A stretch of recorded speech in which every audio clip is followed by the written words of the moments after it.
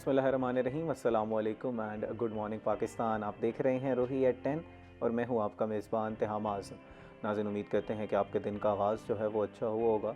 नाज़रीन, आज के प्रोग्राम में हमने बहुत ही इंपॉर्टेंट चीज़ों पे गुफ्तगू करनी है। अगर हम बात करें मुल्तान की तो हम देख रहे हैं कि कुछ ओहदेदारान के जो है वो तबादले भी किए गए हैं। कुछ नए जो है वो ओहदेदारान आ गए हैं, फ़ंड्स मुख्तस किए जा रहे हैं। मुल्तान में रेनोवेशंस और जनूबी पंजाब में जो है वो डेवलपमेंट के काम जारी हैं। इसी के साथ साथ जुडिशरी में भी हम देख रहे हैं कि कुछ हमारे वकला हज़रात जो हैं वो सरापा एहतजाज थे। और जो जुडिशरी में बाकी भी कुछ केसेस भी इसकी वजह से जो है वो इल्तवा का शिकार हुए। इस हवाले से तफसीलन गुफ्तगू करने के लिए हमारे साथ सीनियर रिपोर्टर रोही टीवी माहिर इमरान साहब मौजूद हैं। तो इस हवाले से तफसीलन जो है वो इनसे गुफ्तगू करेंगे। अस्सलाम वालेकुम sir, welcome to the show. Thank you so much. तो हम भाई शुक्रिया, आपने आज अहम टॉपिक्स के हवाले से आज डिस्कस भी करना है और सुबह सुबह हमें फिर बुला लिया कोर्ट से, हम इधर पहुँचे आपके पास। कैसे हैं सर? मैं ज़रा आपसे जानना चाहूँगा, टॉपिक्स पे तो हम गुफ्तगू करते रहेंगे।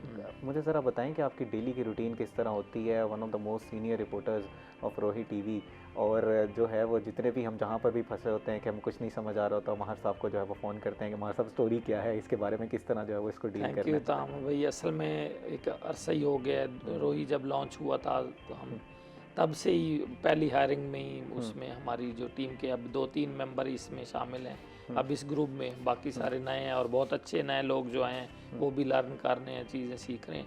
डेली रूटीन के हवाले से तो यही है कि सुबह जब लेट सोना होता है 2, ढाई, 3 बजे जब नींद आती है तो नमाज जो है वो रह जाती है। लेकिन जब मैं 11-12 बजे तक सो जाऊँ तो सुबह नमाज के वक्त उठता हूँ और उस इसी रूटीन से जो है वो चल रहा होता है सिलसिला।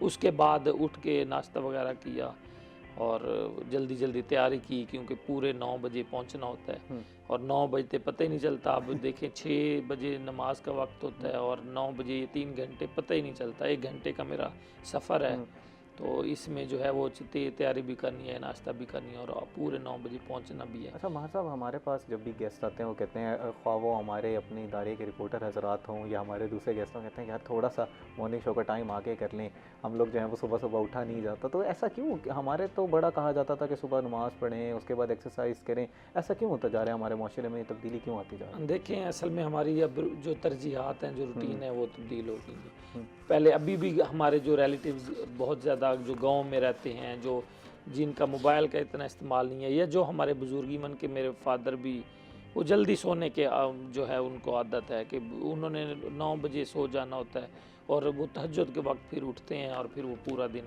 फिर शाम का जल्दी सोना। अब हम जो नस्ल हमारे वाली है और आने वाली, हम सुबह सोते ही 4 बजे। हम सोते ही 3 बजे हैं, 2 बजे ये सिलसिला होता है। तो इस वजह से फिर सुबह वो रूटीन पूरी डिस्टर्ब होती है। अगर जल्दी उठना भी पड़ जाए तो आपको पूरा दिन चक्कर आते हैं और आपको पता है नींद भी एक अहम ज़िंदगी का हिस्सा है। जब तक आप 7 घंटे ना सोएं तो तब तक सुकून मुझे तो नहीं आता। 7 बिल्कुल घंटे ऐसे ये 7-8 घंटे की नींद जो है वो साइंस भी यही कहती है हाँ। कि आपने जब अपनी पूरी करनी है। डेवलपमेंट प्रोजेक्ट्स की बात करते हैं, मुल्तान में अब सुना जा रहा है कि कोई नए डीसी साहब आ गए हैं। पहले वाले डीसी साहब को तबादला हो गया है, वो क्या वजूहात बनी, उसके बाद अब नए डीसी साहब के क्या चैलेंजेस हैं? आप क्या देख रहे हैं कि अब मुकम्मल हो पाएंगे जो प्रोजेक्ट्स पिछले डीसी साहब ने शुरू किए? हाँ, देखिए वसीम अहमद संधू पहले जो डीसी थे तकरीबन 2 साल से कम अरसा जो है वो रहे हैं। उनका 2 मरतबा तबादला भी हुआ था, फिर रिस्टोर हो गए, यहाँ पे दोबारा आ गए। तो वो भी एक स्ट्रॉन्ग डीसी थे, लेकिन उनके तबादले की जो वजूहात सबसे पहले आप जो पूछ रहे हैं, जो मैं जहाँ तक मुझे इन्फॉर्मेशन है वो एक रूटीन के तबादले थे। पूरे पंजाब में बाकी जगहों पे भी डीसी एसीज वगैरह तब्दील हुए हैं, तो उस रूटीन में उनका तबादला जो है वो हुआ है। दूसरा, और आगे उनको इससे भी बड़ी सीट जो है वो सेक्रेटरी की मिल गई है। तो इसलिए दूसरा अब नए जो आए हैं मोहम्मद नुमान सिद्दीक साहब हैं, नए डिप्टी कमिश्नर हैं और 19वें ग्रेड के ये हैं, वो 18वें ग्रेड के थे। तो एक तो PSO2 CM पंजाब हैं। मुल्तानियों के लिए जो मैं समझता हूँ कि एक अच्छा ये है कि जो डायरेक्ट CM ऑफिस से आता है तो वो उसमें कॉन्फिडेंस भी ज़्यादा होता है, काम कराने की सलाहियत भी होती है और डायरेक्ट जो राब्ते होते हैं वो भी होते हैं। ये डीसी और ये कमिश्नरशिप जो होती है वो होती तो वाया जो इनका चीफ मिनिस्टर और इस तरह से जा रहे होते हैं चीफ सेक्रेटरी के वाया, लेकिन जो करीबी होते हैं वो ज़ाहिर बात है उनका पर्सनल ताल्लुक भी होता है। आमिर करीम खान मुल्तान के लिए ब्लेसिंग है, मुल्तान डिवीज़न के लिए हमारे जो कमिश्नर हैं वो भी सीएम ऑफिस से आए थे बिल्कुल। और उन्होंने जिस तरह से तरक्याती काम जारी रखे हुए हैं, यकीनन मैं कहता हूँ कि खराज तहसीन है। मुल्तान शहर के लिए, मुल्तान बिल्कुल। डिवीज़न के लिए ये ब्लेसिंग है। आप देखें कि डीसी का काम होता है कि किसी पार्क में जाना, विज़िट करना, उन्होंने रूटीन रखी हुई है। मंडे वाले दिन वो हर मंडे के मंडे किसी न किसी पार्क में जाते हैं, वहाँ ज़बो-हाली देखते हैं, वहाँ पे फौरी इक़दामात करने, और अगले जब मंडे विज़िट होता है तो वो पार्क बनना होता है। और आपको पता है हमारे जब तक इस तरह से मॉनिटरिंग नहीं होगी, बार बार विजिट्स नहीं होंगे, हमारा तो ये तो हमारी बिल्कुल। एक इदारे जिस तरह बिगाड़ का शिकार हैं और दहाइयों से, तो वो ठीक ही नहीं होते। तो आमिर करीम खान मुल्तान एवेन्यू जो बन रहा है, हम यहाँ से रोशनी देखने के लिए, हमारे करीब पंजाब भी है, तो लाहौर में हम जाते थे यहाँ से, कि रोशनियों का शहर है, और इससे पहले कराची होता था या इस्लामाबाद। तो मुल्तान एवेन्यू के बनने के बाद जो है, जिसका दिल करेगा रोशनी देखने के लिए, मेरा ख्याल है ये जो प्रोजेक्ट है, मैं खुद उसकी इफ्तिताई तकरीब में गया था और उसका पूरा डेमो देखा था, तो यकीनन ब्लेसिंग है। अब ये 9 किलोमीटर का रोड बन जाता है तो आप रात के किसी भी वक्त 3 बजे भी गाड़ी निकाल के अपने माइंड को पुरसकून करने के लिए और अपने जो पॉजिटिव तब्दीलियाँ अपने अंदर पैदा करने के लिए उस रोड पे सफ़र कर सकते हैं विद फैमिली। जिस तरह से वो बिज़नेस हब भी बन रहा है, वहाँ पे बैठने की जगह, वहाँ पे एक्सरसाइज की, उसके साथ साथ शहर में ब्यूटिफिकेशन के मुख्तलिफ, अब चौकों चौराहों पे जाएं, गंदे से वो होते थे, ना कोई पेनाफ्लेक्स ना बोर्ड्स होते थे, अब जिस तरह वो कितने खूबसूरत चौक, जिस चौक पे आप जाएं वहाँ काम हो रहा है। तो ये पूरा एक जो इंफ्रास्ट्रक्चर की एक असर नौ मुल्तान की खूबसूरती है, ये तमाम क्रेडिट आमिर करीम खान कमिश्नर को जाता है। अब जो नए डीसी आए हैं, मेरा ख्याल है इसी मिशन को वो जारी रखेंगे और ये काम और ज़्यादा स्पीडी हो जाएगा। अच्छा महर साहब, जैसे हम बात करते हैं कि नज़र आ रहा है कि मुल्तान के ऊपर डेवलपमेंट के प्रोजेक्ट्स जारी हैं, ट्रैफिक लाइट्स लगा दी गई, डिफरेंट चौक्स को जो है वो खूबसूरत बनाया जा रहा है, लेकिन कुछ लोग नालां हैं कि गली मोहल्लों के जो मसाइल हैं उनकी तरफ जो है वो तवज्जो थोड़ी कम है। जैसे वासा के थोड़े से मसाइल हैं, सीवरेज के मसाइल हैं, मैन होल जो हैं वो कई जगह पर हम देखते हैं कि गटर के ढक्कन मौजूद नहीं है। तो इस हवाले से आप क्या कहेंगे कि टीम्स गलियों की तरफ कब तक जो है वो उसका रुख करें? देखें तो हम भाई अहम इशू है, सबसे पहले गली मोहल्ले से ही है कि हम सारे स्टेक होल्डर हैं, सारे टैक्स जो पेयर्स हैं, टैक्स दे रहे होते हैं, और सबका जो है वो इस तरह से उनका फलाह के जो इक़दामात करने बहुत ज़्यादा ज़रूरी होते हैं। आपने देखा कि सीएम पंजाब की स्ट्रिक्ट इसमें जो है वो एक्शन है और स्ट्रिक्ट सख्ती है कि उसने, आपने देखा लोधरा के डीसी को उड़ा दिया, एक कराची में अबू बकर गटर में बच्चा गिरा और उसके बाद लोधरा में बच्ची गटर में गई, तो उसमें जो एक आया, अब नो कंप्रोमाइज़। अब आप देखें मुल्तान के डीसी के पेज पे आप देखें कि रोज़ाना लिखा जा रहा है कि किसी शहरी कोई भी एक पिक्चर बना के भेजें, किसी गली में गटर का ढक्कन नहीं है तो या टूटा हुआ है तो उसी वक्त रिपेयर होगा। कभी हमने ये नहीं देखा था। पहले क्या होता था, लोग एप्लीकेशन लेके जाते थे कि हमारे घर का 15 दिन 6 माह से ढक्कन जो है वो गटर का नहीं है। अब क्या है, अब बिल्कुल रिवर्स है। फ़ोन करें, खुद फ़ोन करें, हाँ सिर्फ मैसेज करें। पहले तो उनकी खुद टीमें भाग रही हैं। अब आपको पता है पूरे हर शहर गली में इतना लोगों का इंफरादी कुव्वत नहीं है बिल्कुल हुकूमत के पास, इंतज़ामिया के पास। अब एक आप मैसेज करें, देखें उसी दिन उस गटर का ढक्कन वो बन जाएगा, बन चुका होगा और अभी काम जारी है। अच्छा, यहाँ पर हमारी आवाम की कितनी जिम्मेदारी है? ये भी तो अलमी है ना कि सुबह ढक्कन लगाया जाता है और शाम को वो ढक्कन जो है वो गायब होता है, फिर दोबारा जो है वो एप्लीकेशनें जारी होती हैं और वो जो है फ़ोन किया जा रहा है। देखें अफसोसनाक ये है, जब भी जैसी इंसिडेंट हुए, 2 जानें ज़ाया गई, उसके बाद हमने देखा सोशल मीडिया पे कोई रिक्शे वाला था, कोई गाड़ी वाला था, मुख्तलिफ वीडियोज़ जिनके घरों के बाहर कैमरे लगे हुए थे, ये तो वो थे जो रिपोर्टेड हुए, वो वायरल हुई, जिसमें वो ढक्कन जो है वो चोरी कर रहे हैं। तो कितना अफसोसनाक है, आप किसी के बच्चे को के लिए गड्ढा खोद रहे हैं और गड्ढा भी ऐसा जिसमें किसी की भी जान जा सकती है, चाहे बड़ा है चाहे बच्चा है। तो ये कितना अलमिया है, ये सोचने की बात है कि वो जो ढक्कन है वो कितने में बिक जाएगा, उसकी जो उससे कमाई हुई जो रोज़ी होगी, कोई अपने बच्चों को खिलाएगा, माँ बाप या खुद खाएगा, तो वो एक तो दोज़ख का ईंधन बन रही होती है। दूसरा, किसी के लिए अगर आप मौत का गड्ढा खोदते हैं तो आप खुद उसमें गिरते हैं। ये तो हमारा तकलीद है, हमारा ईमान है इस चीज़ पे। तो दूसरों के लिए परेशानियां नहीं क्रिएट करनी चाहिए। पहले मजाक में कर देते थे, या कोई आदि चोर होते थे, लेकिन मेरा ख्याल है अभी इनको नहीं होना चाहिए। सख्त एक्शन भी है, FIR भी हो रही है और उसकी ज़मानत भी अब नहीं होगी जो ढक्कन ट्रक चोरी करेगा। अच्छा, ये जो सीवरेज के मसाइल हैं हमारे साहब, हमारे यहाँ वासा के काफ़ी ज़्यादा, मुल्तान में क्या पूरे पंजाब में एक थोड़ा सा एक इशू है कि यहाँ पर, लेकिन सुना था कि मुल्तान के लिए कोई 20 अरब रुपए का फ़ंड जो है वो मुख्तस किए गए हैं और फिर जो है वो नज़र आएंगे लगते हुए, तो उसकी क्या ग्राउंड रियलिटी है कि क्या काम उस पर शुरू हो गए हैं या अभी थोड़ी सी ताख़ीर? देखिए, लास्ट टाइम 1980 की दहाई में सीवरेज का बहुत बड़ा जो मंसूबा था वो आया था। अरसा दराज हो चुका है, हमारे सीवरेज का निज़ाम पूरा गंदा है। आप देखें कि हमारे पानी वाली जो पाइप हैं उनमें साफ़ पानी में सीवरेज का पानी मिक्स हो रहा है। और अफसोसनाक बात तो हम भाई ये है कि जब अभी लास्ट टाइम कौमी असम्बली में जब एक रिपोर्ट पेश की गई थी पानी के हवाले से, तो मुल्तान 92% जो है मुल्तान का पानी गंदला था। और देख के हैरानगी होती थी ये क्या है। जब हम हॉस्पिटल्स में जा रहे होते हैं, मुख्तलिफ बीमारियों, स्किन की बीमारियाँ हैं, मुख्तलिफ लोग, मुख्तलिफ हेपेटाइटिस सबसे बड़ा है, गंदे पानी की बीमारी है, तो बहुत ज़्यादा बीमारियों में मुब्तला हो रहे हैं। पानी सही है। इस बात को यहीं से कंटिन्यू करेंगे, लेकिन इस वक्त हुआ एक ब्रेक का। नाज़रीन हमारे साथ रहिएगा।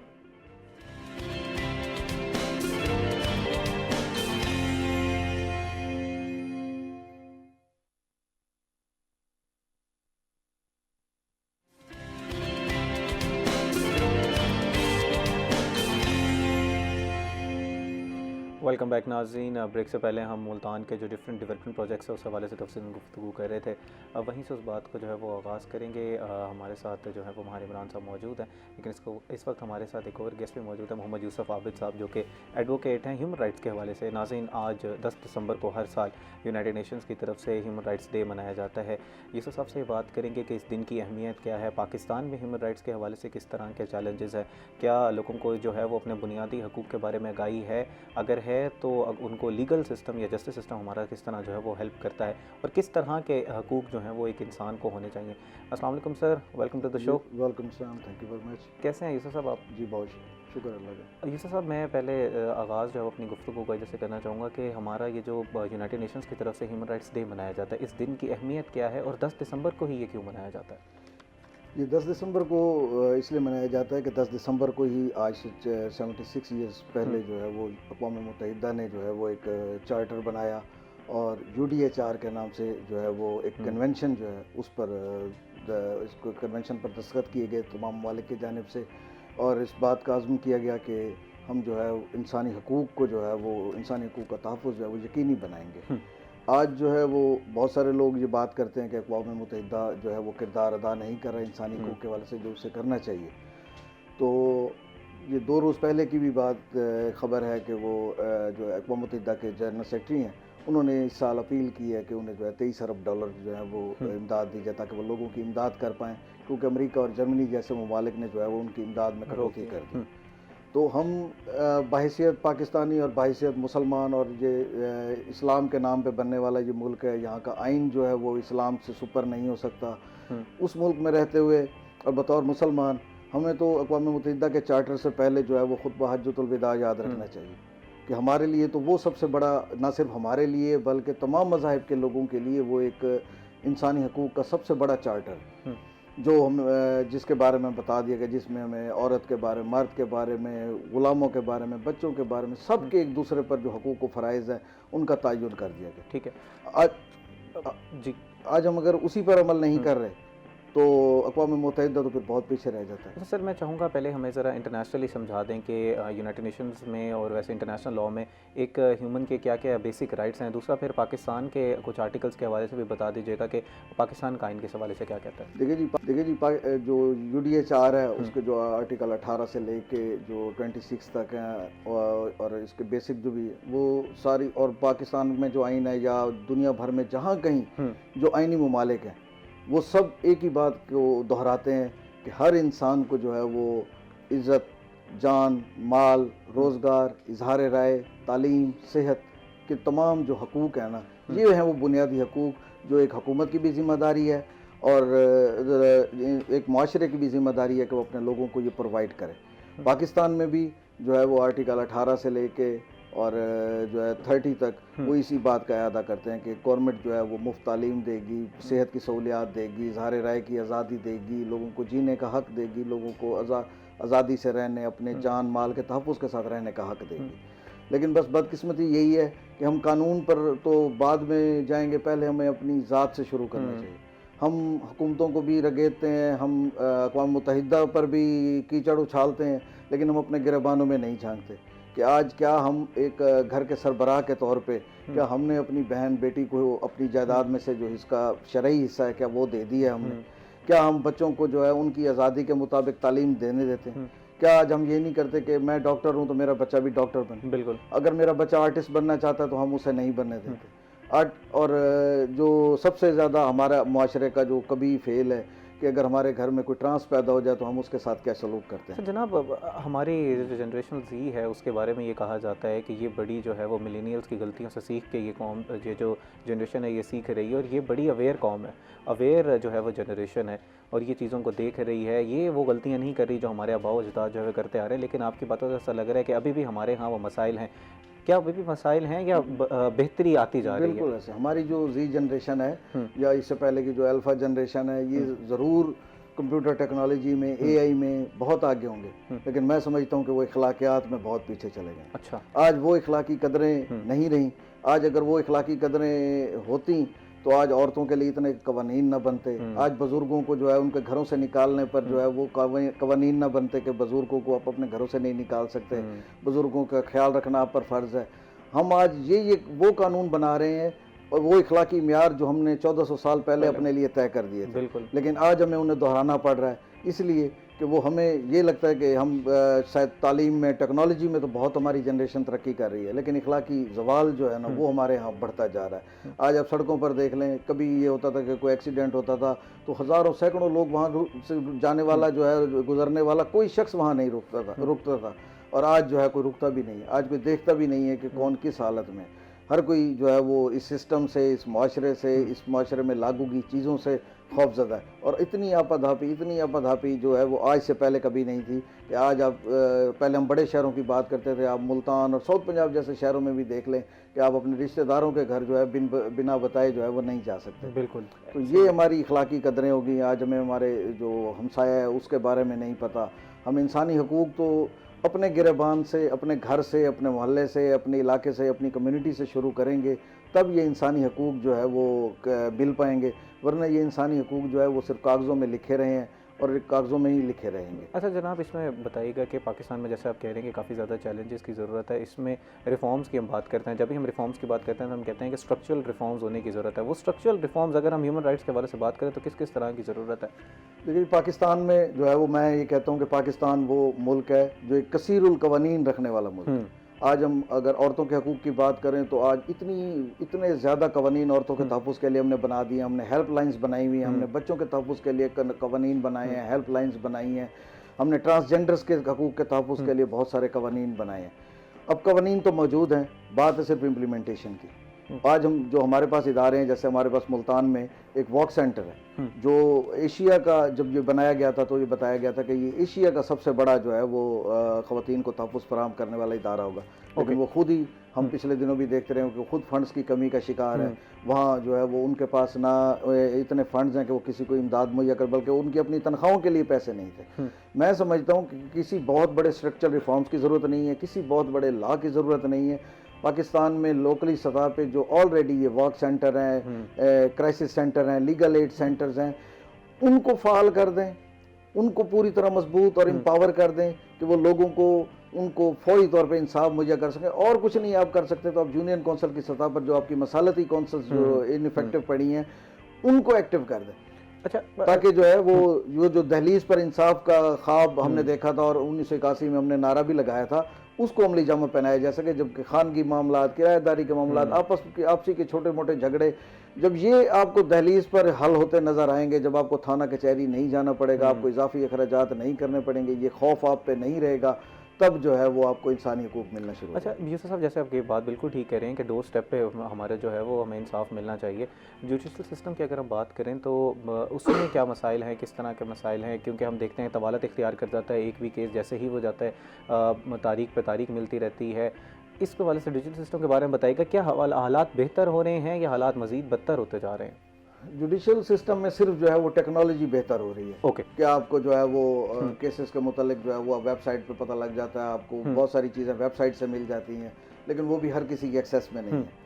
जो जुडिशल सिस्टम है वो मैं नहीं समझता कि वो कोई उसमें कोई बेहतरी आई है। ये कल भी ट्रांसपेरेंसी इंटरनेशनल की रिपोर्ट आई हुई है कि अदलिया और पुलिस जो है वो करप्शन में जो है वो टॉप पे है। अब पुलिस का टॉप पे आ गया, अदलिया तो मेरे ख्याल में अदलिया भी साथ ही है उसके। चले अदलिया में उसमें कुछ ऐसी नहीं होगी, लेकिन अगर आप अवामी सतह पर देखें तो अवाम का कितना एतमाद है। अवाम का क्या आपकी हुकूमतों का एतमाद नहीं है कि आज पंजाब में जो है वो एक लैंड ग्रैबिंग पर एक नया कानून बना दिया गया कि आप बगैर वकील के आप डिप्टी कमिश्नर को दरखास्त दें, वहाँ पेश हों, डिप्टी कमिश्नर जो है 90 रोज़ में उसका फैसला करेगा। तो ये भी अदालतों पर अदम एतमाद है कि अदालतें जो है वो उस तरह इंसाफ नहीं फराहम कर रही। अगर अदालतों की सतह पर देखें तो एक एक जज के पास जब 200-300 केस होंगे, जब जज उसमें आर के नहीं होंगे, जब जजों अब हमारे ज़िला मुल्तान में भी चले जाएं तो दड़बों जैसे कमरे हैं जिनमें जो है वो जजेस बैठे हैं, जहाँ दो बुकला के खड़े होने की जगह नहीं होती, साइल क्या खड़ा होगा। ऐसी सूरत हाल में जो है वो इंसाफ फराहम करना जो है वो मुमकिन नहीं है। इंसाफ की फराहमी के लिए आपको बहुत सारा इंफ्रास्ट्रक्चर चाहिए, बहुत सारी रिफॉर्म्स चाहिए, तब आप जाके इसको जो है सिस्टम को ठीक कर सकते हैं। ये लूला लंगड़ा जुडिशल सिस्टम फिर भी लोगों की उम्मीद है, हम उम्मीद नहीं तोड़ना चाहते, क्योंकि आखिर आपको जब भी कहीं मसाइल का सामना है तो आखिरी हल जो है वो जैसे हमारे साउथ पंजाब में कहते हैं मैं तुम्हें अदालत में देख लूँगा, तो वो अदालत ही है लोगों के लिए इंसाफ के मरकज़। हम कहते हैं वो इंसाफ का मरकज़ रहे, लोगों का एतमाद रहे, लेकिन इसके लिए बहुत सारी रिफॉर्म्स और बहुत सारा जो है वो तवज्जो की ज़रूरत है। अच्छा, आम पब्लिक की बात कर लेते हैं। हमने बात की रिफॉर्म्स के हवाले से, पुलिस रिफॉर्म्स की बात की, जुडिशल रिफॉर्म्स की बात की। आम पब्लिक के हवाले से ज़रा बताइएगा कि उनको किस तरह के कवानीन की जो है वो अवेयरनेस होनी चाहिए, उनको कैसे पता चलेगा कि मेरे बेसिक ह्यूमन राइट्स के यहाँ पर है, किस तरह वो पढ़ सकते हैं, या ये हुकूमत की जिम्मेदारी है कि वो आम पब्लिक को बताए कि आपके ये राइट्स हैं?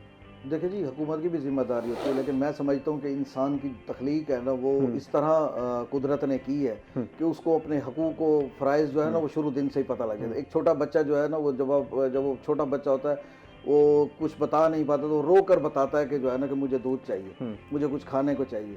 तो ये जो इदराक है ना ये इंसान के अंदर पैदाइशी तौर पर नेचुरली डाला गया और इंसान को उसका इदराक है। आज हम अदालतों में आप हमारे साथ जाएं, वहाँ देखें तो पढ़े लिखे लोग भी ऐसे मिलेंगे जिनको जो बड़े 18-20 ग्रेड के ऑफिसर होंगे, लेकिन उनकी बीवियां जो है वो अदालतों में तनसीह के लिए आई होंगी और बताया ये जाता होगा कि वो किस कदर पुरतशद्दुद हैं, ख़वातीन को पैसे नहीं देते। आज हमारे पास ये सूरत हाल है कि हमारे पास जितनी एम्पावर्ड जिनको हम एम्पावर्ड ख़वातीन कहते हैं, मुलाजमत पेशा ख़वातीन जो है उनको हम एम्पावर्ड समझते हैं पूरी दुनिया में, लेकिन हमारे यहाँ ये है कि जो एम्पावर्ड ख़वातीन हैं, जो मुलाजमत पेशा ख़वातीन हैं, जो हर महीने लाखों हज़ारों कमाती हैं, उनके पास अपना ATM कार्ड नहीं होता। उनके ATM कार्ड्स जो हैं उनके शौहर के पास होते हैं, वही इस्तेमाल करते हैं, उनको अपने अकाउंट का नहीं पता होता। ये हमारे तो ये इसका मतलब ये नहीं है कि भाई शऊर नहीं है, इसका मतलब है शऊर है। उन्हें पता है कि हमने ये चीज़ इसको किसी चीज़ पर गलबा किस तरह करना है, हमने किस तरह गासिब होना है। तो हमें अपने चीज़ों के बारे में तो पूरी तरह इदराक है, दूसरों के बारे में अगर इदराक नहीं है तो वो हमारी माशरे में दो अमली है, मुनाफकत है और जानबूझ के जो है वो दूसरों के हक़ को डिप्राइव करना। और हमें पता होता है कि हम किसी के हक़ को डिप्राइव नहीं कर। अगर मैं अपनी बहन को हिस्सा नहीं दे रहा तो मुझे पता है मैं उसका हक़ डिप्राइव कर रहा हूँ, उसका हक़ शरई हक़ बनता है, मुझे उसको हिस्सा देना चाहिए। मैं नहीं दे रहा, मैं अपनी बीवी पे तशद्दुद करता हूँ तो मुझे पता है तशद्दुद, क्योंकि कोई मुझे थप्पड़ मारे तो मुझे कितना बुरा लगेगा, और जब मैं अपनी बीवी को मारता हूँ तो मुझे बुरा नहीं लगता। तो इसका मतलब है ये दोहरी मुनाफकत और दो अमली का शिकार मुआशरा है। हमें सिर्फ अपने अंदर से ये मुनाफकत और दो अमली ही निकाल दें तो मेरे ख्याल में बहुत सारी चीज़ें बेहतर हो जाएंगी। हुकूमत का काम भी है, हुकूमत का काम सिर्फ ये है कि वो कोई नए कवानीन, नई चीज़ों पर सिर्फ अवेयरनेस दे। कि पूरी दुनिया में अब जैसे आप देखें कि डीप फेक जो सेक्सुअल कंटेंट बन रहा है वो 90% ख़वातीन के खिलाफ बन रहा है। हमें इस पर सिर्फ बच्चियों को, ख़वातीन को इदराक देना है, उनको शऊर देना है कि आपने मोबाइल को। सर इस बात को यहीं से कंटिन्यू करेंगे, बहुत इंपॉर्टेंट आप बात करेंगे, जो डीप फेक वाला आपने पॉइंट उठाया, इट इज़ वेरी इंपॉर्टेंट। नाज़रीन इस वक्त तो एक ब्रेक के बाद इस बात को यहीं से कंटिन्यू करेंगे। So we will be right back.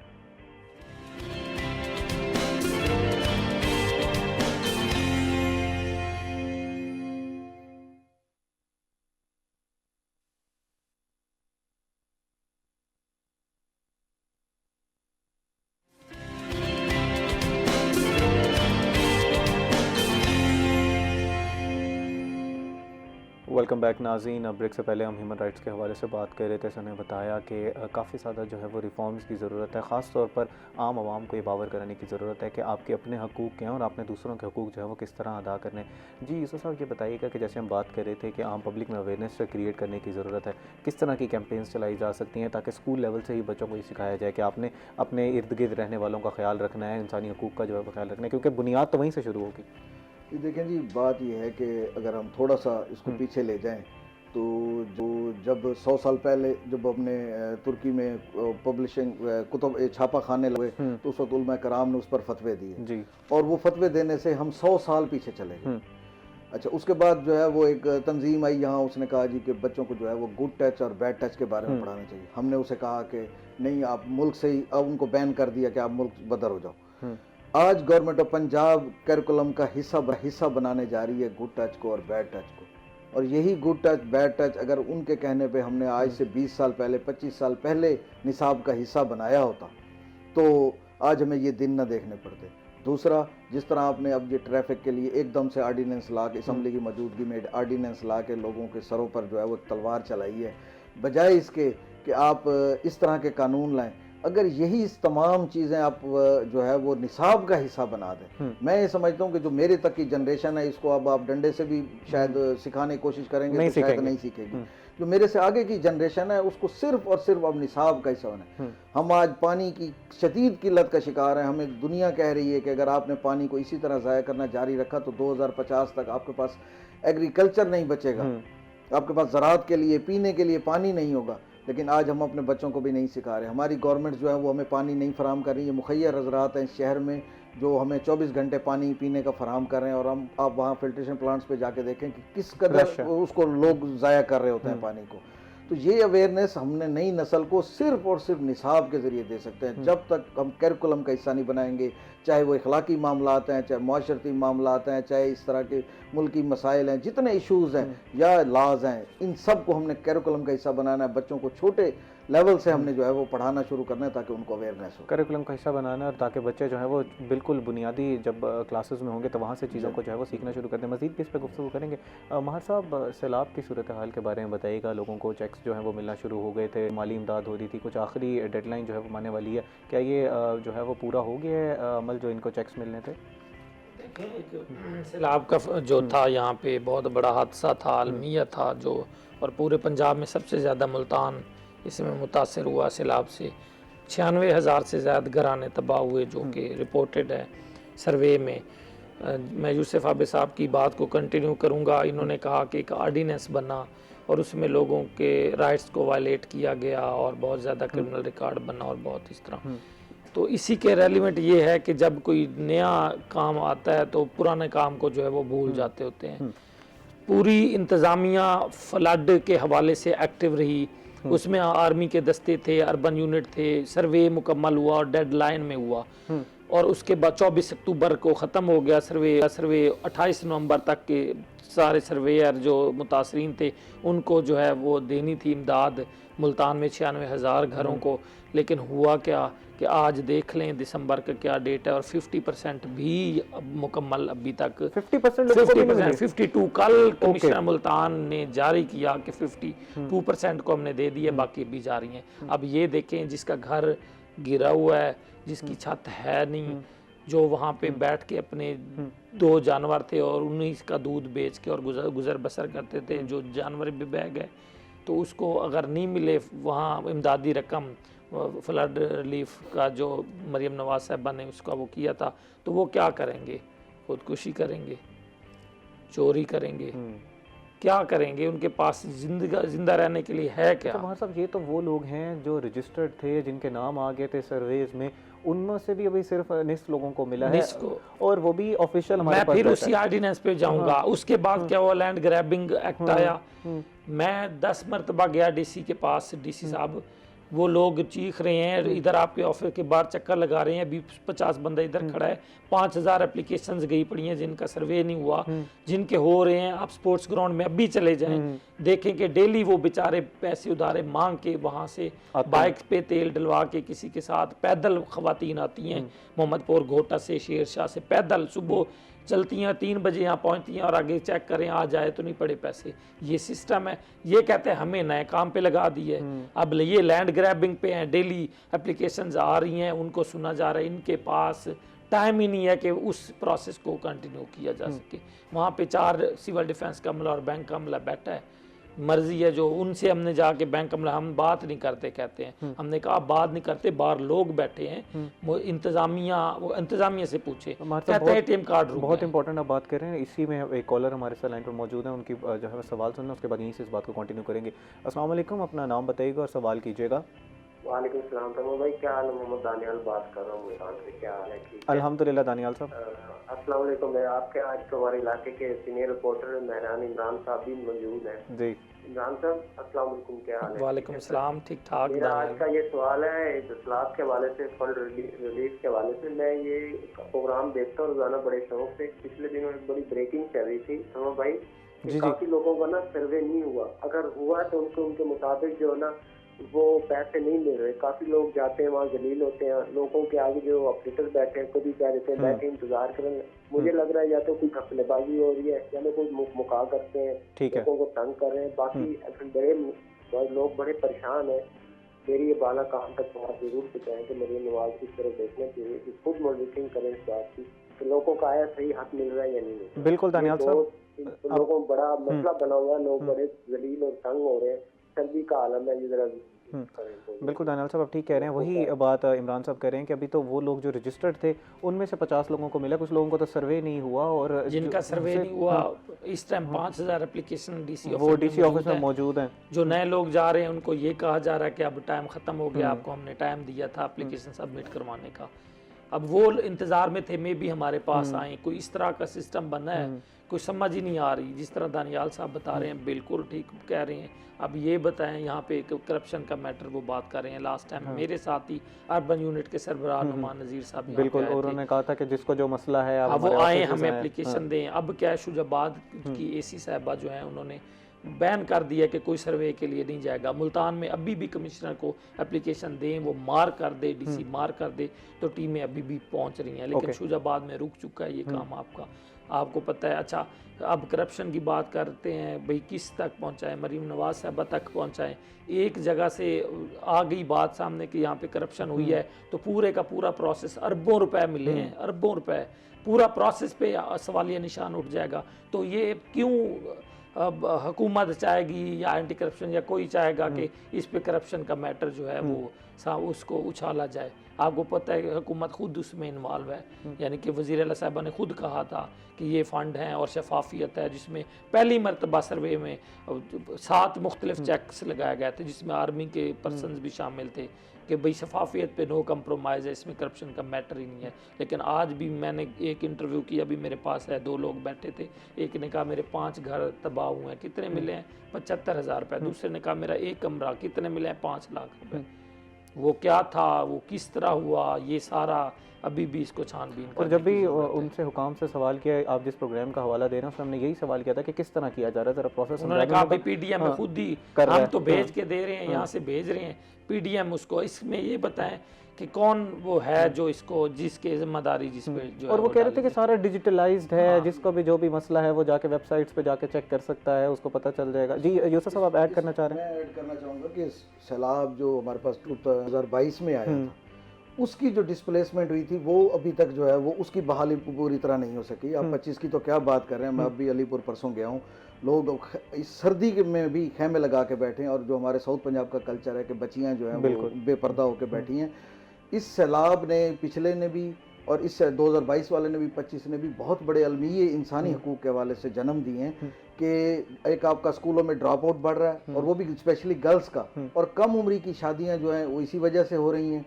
और जो सबसे बड़ी बात कि हमारे जो इस 2025 में सैलाब आया है उसमें जो है वो ये अलीपुर और जलालपुर की पट्टी के लोग हैं, वहाँ जो है वो लोग जो है वो कराची या बैरून मुल्क जो है कमाने गए हैं, बेशतर के मर्द जो हैं, ख़वातीन बेचारी इमदाद के लिए लाइनों में लगी होती हैं और बच्चे घरों में अपने बस्तियों में अकेले होते हैं। और इतना बड़ा इंसानी अलमिया जन्म ले रहा है जिस पर मैं समझता हूँ कि एक बेहिसी की कैफियत आ रही है और किसी को, ना हुकूमती इदारों को ना किसी और इदारे को बच्चों के तहफ़्फ़ुज़ के हवाले से जो है वो कोई ख्याल है।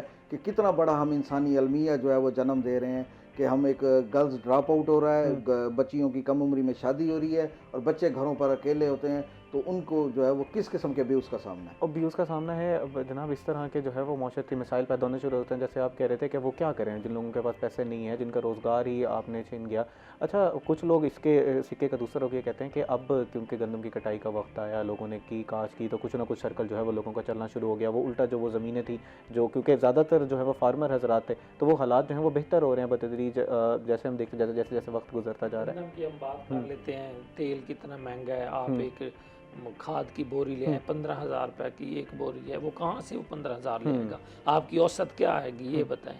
जिन बेट के इलाकों में उन्होंने गंदम काश्त की है, कौन सी वो, जब तक वहाँ 3-3 खाद की बोरियां ना वो उसमें वो करें तब तक उनको उतना वो मिलता ही नहीं है। तो ये एक पूरा प्रोसेस है और सारों की ज़मीनें तो है नहीं। हाँ। और वो उस इलाका, वो पट्टी जो है आपको पता है उसमें पूरा सूरा ही वो चीज़। अच्छा, वो जलालपुर वाले इलाके में तो काफ़ी देर तक हालात जो हैं वो काफ़ी ख़राब रहे। इस वक्त मौजूदा सूरत हाल क्या है सैलाब के हवाले से अगर हम बात करें? देखें, इस जलालपुर पीरवाला में सर्वे भी इसलिए जो है वो लेट हुआ था कि वहाँ पानी बहुत ज़्यादा खड़ा था। वहाँ जलालपुर पीरवाला तो मैं समझता हूँ कि उसको आफत ज़दा शहर अगर करार दे दिया जाता तो वो बहुत ज़्यादा बेहतर होता, जो कि नहीं दिया जाता। अगर आफत ज़दा करार देते तो उसी तरह वहाँ फैसिलिटीज़ भी पहुँचती, वहाँ पे कुछ ज़्यादा।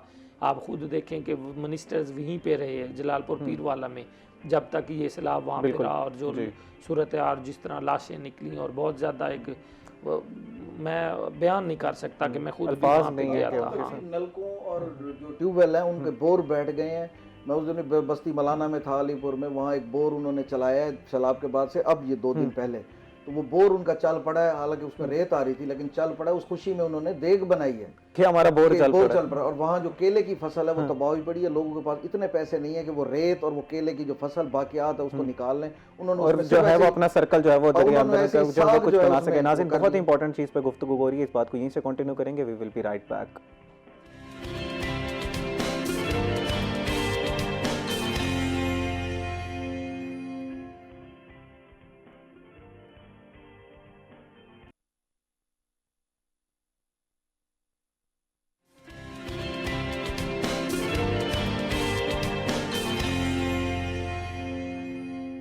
वेलकम बैक नाज़रीन। ब्रेक से पहले हम बात कर रहे थे अब ये जो सैलाब की सूरत हाल थी उसके बाद लोगों को जो है वो कुछ चेक्स दिए जा रहे थे, माली इमदाद की जा रही थी। वो प्रोसेस कहाँ तक पहुँचा उस पर जैसे वहाँ साहब ने आवाज़ उठाई कि इस वक्त भी लोगों को जो है वो चेक्स नहीं मिल रहे, लोगों को जो है वो बदहाली का शिकार हैं। उनका रोज़गार जो है वो उस लैंड से जुड़ा हुआ था, लेकिन अब उनके पास पैसे नहीं है। काश्तकारी किस तरह करें, अपना सर्कल किस तरह चलाएँ, बच्चों का पेट किस तरह पालें, तभी भी मुश्किल आता है। उम्मीद करते हैं कि जल्द से जल्द ये मसाइल जो है वो हल होंगे।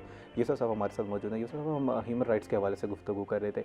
आपने बताया कि हमारे जुडिशल सिस्टम में भी रिफॉर्म्स की काफ़ी ज़्यादा ज़रूरत है। पुलिस रिफॉर्म्स के बारे में ज़रा बताइएगा कि किस तरह के मसाइल हैं। एक आम साइल जिसका जब कोई मसला होता है तो वो जब अपना मसला लेके जाता है थाना कचहरियों के चक्कर लगाता है, तो उसको किस तरह के मसाइल पेश आते हैं? देखिए जी, पुलिस के हवाले से देखें, इन्होंने बहुत अरबों रुपए इस वक्त मौजूदा आईजी पंजाब साहब ने खर्च किए हैं। ना सिर्फ जो है वो थानों की इमारतें बनाने पे, थानों की इमारतों को खूबसूरत, बल्कि शाही महल की तरह कई दफातर जो है वो बनाए हैं। और इसके अलावा चेक एंड बैलेंस का भी निज़ाम है। कई पुलिस वालों को सज़ाएँ भी दी जा रही हैं।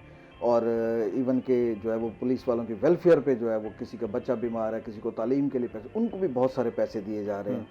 लेकिन जो अवाम की इंसाफ की हालत है वो वही की वही है कि अवाम जो है वो थानों में किस कदर तजलील बर्दाश्त करते हैं और किस कदर उनको मसाइल का सामना है। इसके लिए कवानीन बहुत सारे, जैसे मैं पहले कह चुका हूँ, कवानीन बहुत सारे हैं। पुलिस के ऊपर चेक एंड बैलेंस का जो निज़ाम है उसके लिए भी पुलिस आर्डर और दीगर कवानीन हमारे पास मौजूद हैं। बात सिर्फ है रवैयों की।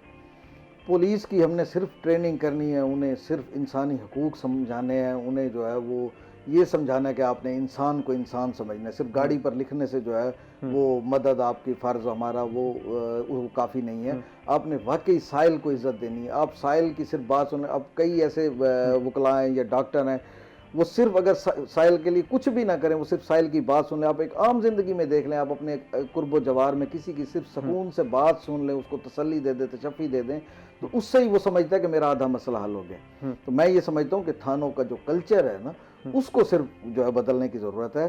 थानों में कवानीन भी ऑलरेडी मौजूद हैं, कवानीन पर इम्प्लीमेंटेशन भी हो रहा है, मगर सिर्फ जो रवैये हैं वो हमें मारे जा रहे हैं। एक सफ़ेद पोश आदमी, एक इज़्ज़तदार आदमी, अगर उसको पहली दफ़ा थाने में किसी काम पड़ जाए, एक खाली उसने कोई रपट भी लिखवानी हो तो थानों में किस कदर तजलील होती है, और यही तजलील है इस वजह से आईजी पंजाब ने अपना एक 1787 नंबर भी दिया जी, मैं हुआ है उसी तरफ आना चाह रहा था कि वो तो मौजूद है, वो लोगों मौजूद है, अवाम उस पर कॉल करते हैं, और मैंने खुद भी कई लोगों को रेफर किया, और वाकई यहाँ एसपी लेवल के लोग जो हैं फिर उन दरखास्त गुजारों के पीछे भागे फिर रहे होते हैं।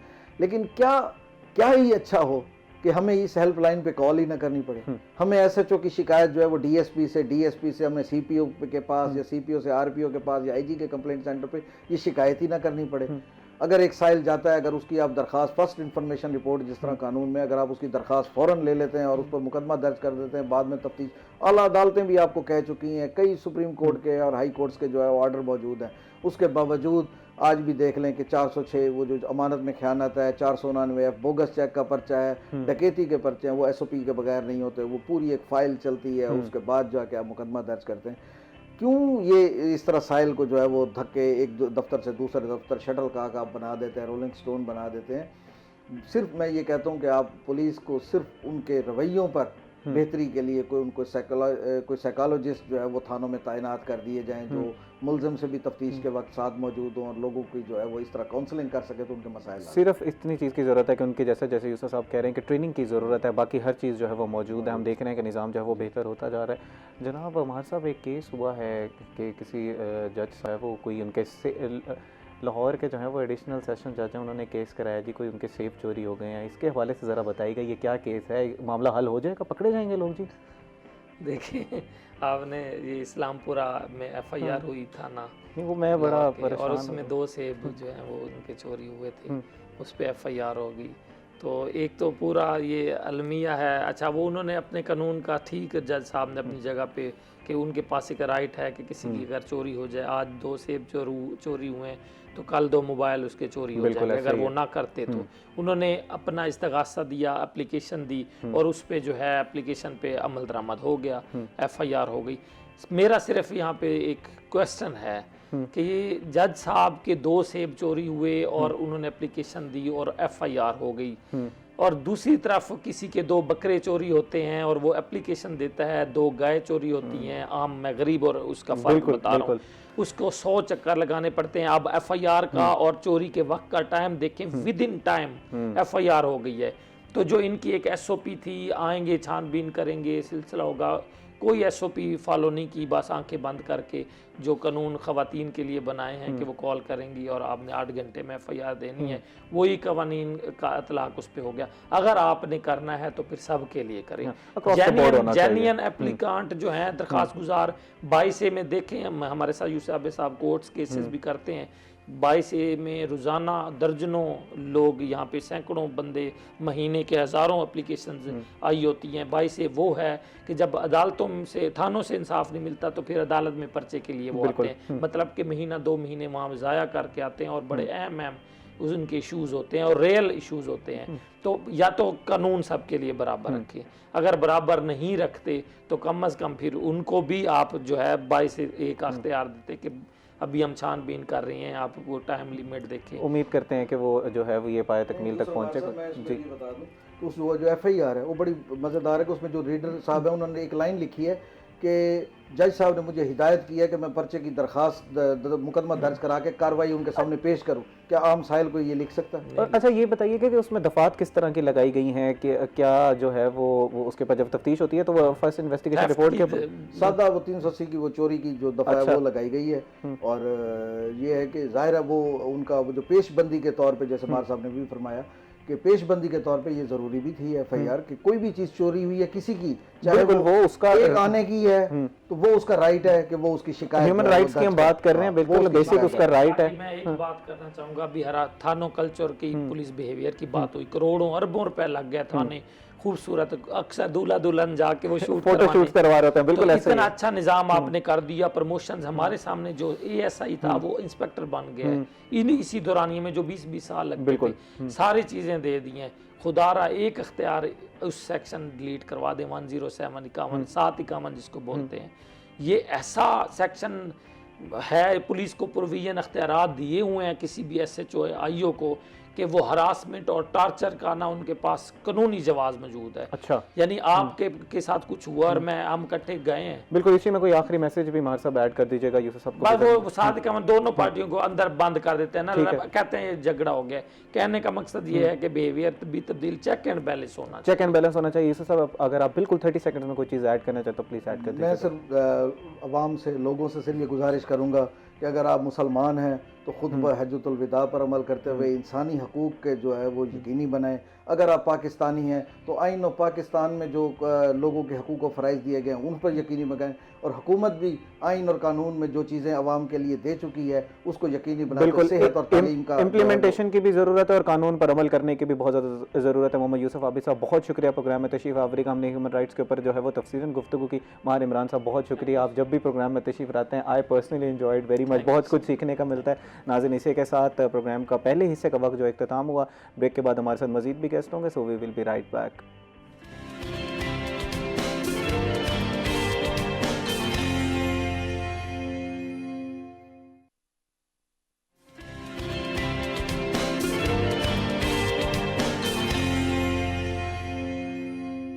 वेलकम बैक नाज़रीन। ब्रेक से पहले हम बात कर रहे थे ह्यूमन राइट्स के हवाले से। इसी के साथ साथ हमने बात की मुल्तान के डिफरेंट जो हैं वो डेवलपमेंट प्रोजेक्ट्स पे, और जो सैलाब की इस वक्त जो है वो सैलाब के बाद जो सूरत हाल है, लोगों को जो है वो चेक्स वगैरह मिलने थे, उनकी कुछ माली इमदाद करनी थी, उस हवाले से जब हमने तफसीलन गुफ्तगू की। उम्मीद करते हैं कि प्रोग्राम का पहला हिस्सा आपको जो है वो पसंद आया होगा। प्रोग्राम के इस हिस्से में हमारे साथ मौजूद हैं मोहम्मद अज़हर ख़ान मुग़ल साहब, जो कि प्रेसिडेंट हैं हाई कोर्ट बार मुल्तान के। इनसे हमने बात करनी है कि ये जो वकला बरादरी है, पूरे पंजाब में सरापा एहतजाज थी। मुबैना तौर पर एक यंग वकील का जो है वो कत्ल किया गया, वो सारी अब डिटेल क्या है, क्या अभी भी एहतजाज जारी है या एहतजाज की कॉल जो है वापस ले ली गई है, पुलिस और वकला बरादरी के दरमियान अब क्या कोऑर्डिनेशन जारी है, या और जो आम लिटिगेंट्स थे जिनका इस वजह से सारा नुकसान हुआ, जिनके केसेस लगे हुए थे, वो अब इस पूरे जो मामले की जो है वो सूरत हाल क्या है और आम लोगों के लिए क्या क्या किया जा रहा है। हाई कोर्ट बार में इनकी सदारत में किस तरह की जो है वो सहूलियात इंसानों के लिए की गई, यंग वकील जो है वो उनकी ट्रेनिंग किस तरह की जाती है, तो इन सारी चीज़ों पर तफसील गुफ्तगू करेंगे। अस्सलाम वालेकुम sir, welcome to the show. कैसे हैं सर, आप ठीक हैं? अल्हम्दुलिल्लाह जी, बिल्कुल ठीक। नाज़रीन, इन्हीं के साथ हमारे साथ मौजूद हैं हकीम जावेद हाशमी साहब। इनसे हमने बात करनी है मैदे के हवाले से कि मैदे के अमराज किस वजह से होते हैं, खाना किस तरह खाना चाहिए। कहा जाता है कि तमाम जो बीमारियां हैं वो मैदे से शुरू होती हैं, तो इस वाले तफसील गुफ्तगू करेंगे। अस्सलाम वालेकुम सर। क्या हाल है मोहतरम, ठीक है? Welcome to the show sir. आपका तो टाइम बड़ा मुश्किल होता है लेना, बहुत शुक्रिया जी प्रोग्राम में तशरीफ़ आवरी के लिए। मेहरबानी। अच्छा जनाब, अगर आप इजाज़त दें तो मैं शुरू करना चाहूँगा वकील साहब से। जनाब ये बताइएगा कि पहले आपका भी बहुत शुक्रिया, अपनी मसरूफियत से आपने वक्त निकाला हमारे लिए।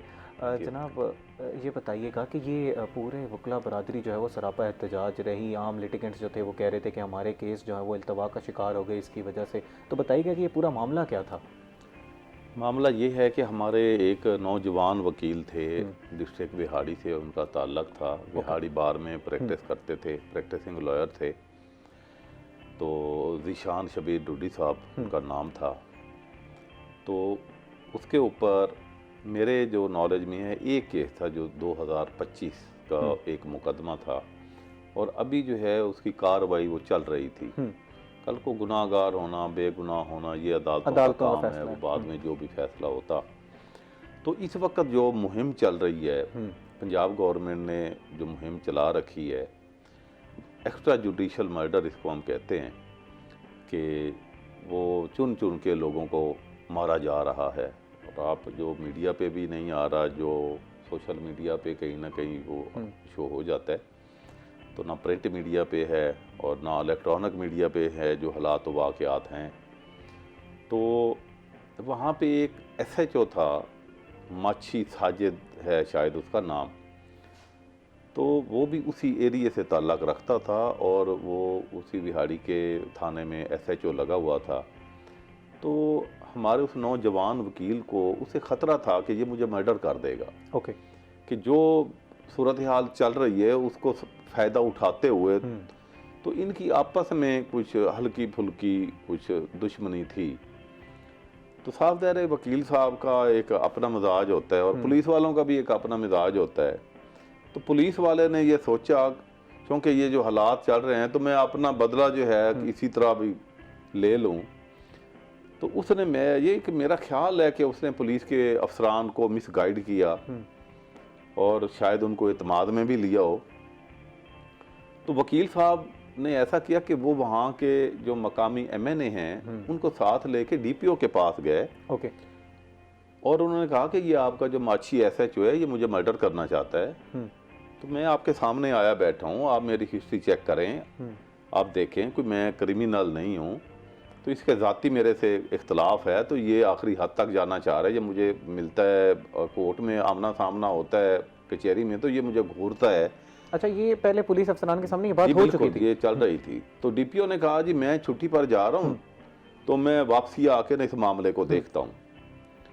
तो बेहिसी देखें कि डिस्ट्रिक्ट पुलिस ऑफिसर वो हेड होता है पूरे डिस्ट्रिक्ट का, और एक जिसको मर्डर किया गया, तो जब उसको लग रहा था कि मेरे साथ कुछ होने वाला है, वो उसके सामने जाके बैठा है, उसको बता रहा है कि ये एसएचओ मुझे मर्डर करना चाहता है, तो उसने उसको इजी लिया और छुट्टी पे चला गया। और मैं तो ये कहूँगा कि वो एसएचओ को इजाज़त दे गया कि आप पीछे ये अपनी कार्रवाई करो। अगले दिन सुबह सवेरे वो एसएचओ अपने साथ 2 एसआई और बाकी लोगों को लेता है और जाके उसके घर के अंदर दाखिल हो जाता है और उसको जाके मर्डर कर देता है। अच्छा। तो ये हमारी वकला बरादरी के लिए ये नाकाबिले बर्दाश्त एक्ट है जो पुलिस वालों ने किया। और उसके बाद जो जुल्म किया, उसकी लाश को कब्जे में ले लिया, उसके वालिद के ऊपर एफआईआर दे दी और उसके भाई था उसके ऊपर एफआईआर दे दी। और वहाँ पे एक नौजवान लड़का था जो पढ़ रहा था, डॉक्टर बन रहा था, उसको भी साथ गोली मारी, वो सामने आया बचाने के लिए तो उसको भी फैर मार दिया, दोनों की उधर डेथ हो गई। तो उन्होंने बेहिसी, और मैं कहता हूँ ये कोई इंसानियत से ऊपर काम है, तो उनको जाके उसके भाई को भी हवालात में डाल दिया, उसके बाप को भी हवालात में डाल दिया और डेड बॉडी अपने कब्जे में ले ली।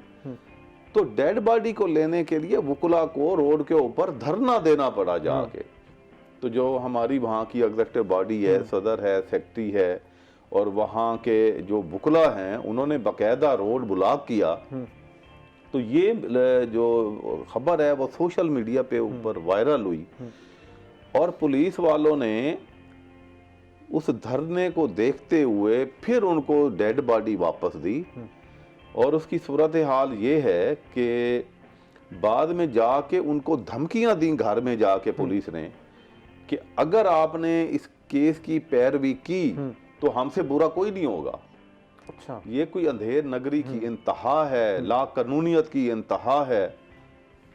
मैं ये समझता हूँ कि इस वक्त जितनी ला कानूनियत हो रही है, तो अगर आप जिस तरह भी, मेरा गवर्नमेंट से ये सवाल है, आप जिस तरह भी इसको मैनेज कर रहे हैं या कर लेंगे, अल्लाह ताला की लाठी बड़ी बेआवाज़ है। एक खून जो है उसका भी हिसाब देना पड़ेगा। तो आपने हजारों सैकड़ों लोगों को आप कत्ल कर रहे हैं। अच्छा तो जनाब, क्या अल्लाह ताला देख नहीं रहा, इसका हिसाब नहीं देना पड़ेगा? ये बताइएगा कि ये जो पूरा मामला हुआ इसके बाद अभी की सूरत हाल क्या है? उसके बाद बताइएगा कि फिर पंजाब बार की तरफ से भी आया कि वकला बरादरी जो है वो सरापा एहतजाज हो कि फिर आप लोगों ने कॉल दी। वो कॉल देने से पहले क्या पुलिस हुकाम के साथ कोई बैठ के बातचीत नहीं हुई कि इस मामले को जो है वो एमिकेबली हल किया जाए और इस मामले को जो है वो रिजॉल्व किया जाए? सबसे पहले हमारे जो मकामी एग्जीक्यूटिव बॉडी है उन्होंने कोशिश की डीपीओ के साथ ठीक है मिलने की और उसके नोटिस में देने की। तो डीपीओ साहब ने कॉल पिक नहीं की कि वो छुट्टी पे थे। और थाने वालों ने ये किया कि उन्होंने अपने डीपीओ के ऑफिस के बाहर सारी पुलिस की नफरी इकट्ठी करके और जो मर्डर करने वाला था, जो कातिल था एसएचओ, उसको हार पहनाए और उसको उसके बहादुरी के नारे लगाए और उसको जो बिहाड़ी पुलिस का सोशल मीडिया का पेज है उसके ऊपर अपलोड की तस्वीरें कि हमने कोई बहुत बड़ा कारनामा किया है। जनाब ये बहुत इंपॉर्टेंट आप पॉइंट पर गुफ्तगू करें, लेकिन इस वक्त हमारे साथ एक कॉलर लाइन पर मौजूद है, उनका हम सवाल ले लें। अस्सलाम वालेकुम जी, अपना नाम बताइएगा और सवाल कीजिएगा। दानियाल बात कर रहा हूँ। क्या हाल है? आप दूसरा प्रोग्राम जब देखते हैं तो दोबारा भी कॉल करनी पड़ती है आपको। मेरा अगर साहब से अस्सलाम वालेकुम सर, क्या हाल है? ठीक है।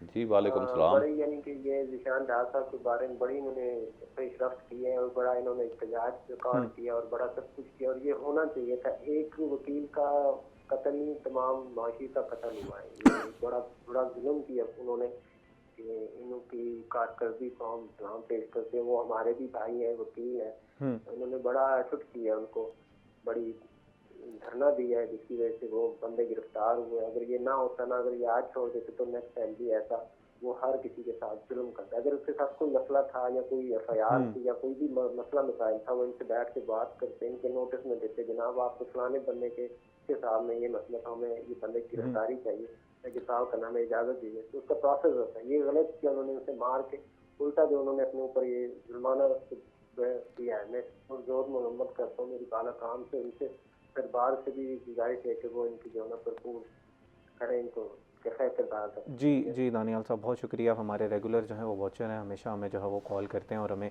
जो भी क्रिटिसिज्म होता है उसके बारे में भी हमें आगाह करते हैं और हम जो है वो उम्मीद करते हैं कि आपको भी आज का जो प्रोग्राम है वो अच्छा लग रहा होगा। बहुत इंपॉर्टेंट आपने जो है वो पॉइंट उठाया है कि इसको परसू करने की ज़रूरत है, आगे जो है वो केस को किस तरह लेके जाने की ज़रूरत है। असर साहब आप एक इंपॉर्टेंट पॉइंट पर बात कर रहे थे कि DPO साहब जो हैं वो उसके बाद उनको हार पहनाए गए और उनके अपलोड की गई पिक्चर। तो ये मतलब है कि ये नाकाबिल बर्दाश्त चीज़ें हैं कि आप जुल्म करें और फिर जो कातिल है उसको शाबाश दें और उसकी बहादुरी के नारे लगाएं, उसको हार पहनाएं। मैं कहता हूँ ये इसके लिए जो भी कहूँ तो वो कम होगा। तो फिर मुझे कॉल की, क्योंकि मैं नुमाइंदा हूँ साउथ पंजाब के वकला का, तो वहाँ के जो एग्जेक्टिव बॉडी के प्रेसिडेंट है उन्होंने मुझे कहा कि हमारे साथ तो बड़ा जुल्म हो गया है और आप क्या कर रहे हैं। तो मैंने पूछी तफसील, तो उन्होंने बताया कि इस तरह जाके वकील साहब को घर मर्डर कर दिया है और हमें डेड बॉडी नहीं दी जा रही और हम तो इधर धरना दिए बैठे हैं। तो मैंने उसके बाद सबसे पहले एडिशनल IG साहब जो कि साउथ पंजाब के सबसे बड़े ऑफिसर हैं पुलिस के, मैंने उनको कॉल की। तो हमेशा वो रिस्पांस देते हैं और जब भी कोई इशू होता है तो मैं उनसे उनके नॉलेज में देता हूँ जो वकला का कोई इशू होता है। तो शायद वो बिजी थे या क्या, उन्होंने मेरी कॉल पिक नहीं की। उन्होंने कॉल पिक नहीं की जनाब। यहीं से बात को कंटिन्यू करेंगे। इस वक्त एक और कॉलर हमारे साथ लाइन पर मौजूद हैं। जी अस्सलाम वालेकुम, अपना नाम बताइएगा और सवाल कीजिएगा। जी अस्सलाम वालेकुम, ताहवर कैसे हैं आप? अल्हम्दुलिल्लाह जी। मोहम्मद शकूर खान बात कर रहा हूँ इसे ख्याल से। जी शकूर साहब। सबसे पहले तो मोहम्मद अजहर मुगल साहब के जो कोलीग्स थे, वो साथी जितने भी बार के लॉयर्स हैं, मेरा अपना बेटा महमूद अहमद खान वो भी वकील है यहाँ इनका शहर में। तो शदीद मजम्मत इसलिए करते हैं, तमाम वक्त बरादरी के साथ हैं। पढ़ी लिखी एक जो लॉयर्स हैं वो माशरे को इंसाफ फराहम करने के लिए दिन रात एक कर देते हैं, और दूसरी तरफ जो पुलिस है वो भी माशरे सोसाइटी से खालिज है। तो कितने दुख की बात है कि माशरे के वो दो स्टोन, उनके दरमियान ऐसी लड़ाई होना और ऐसा मर्डर होना।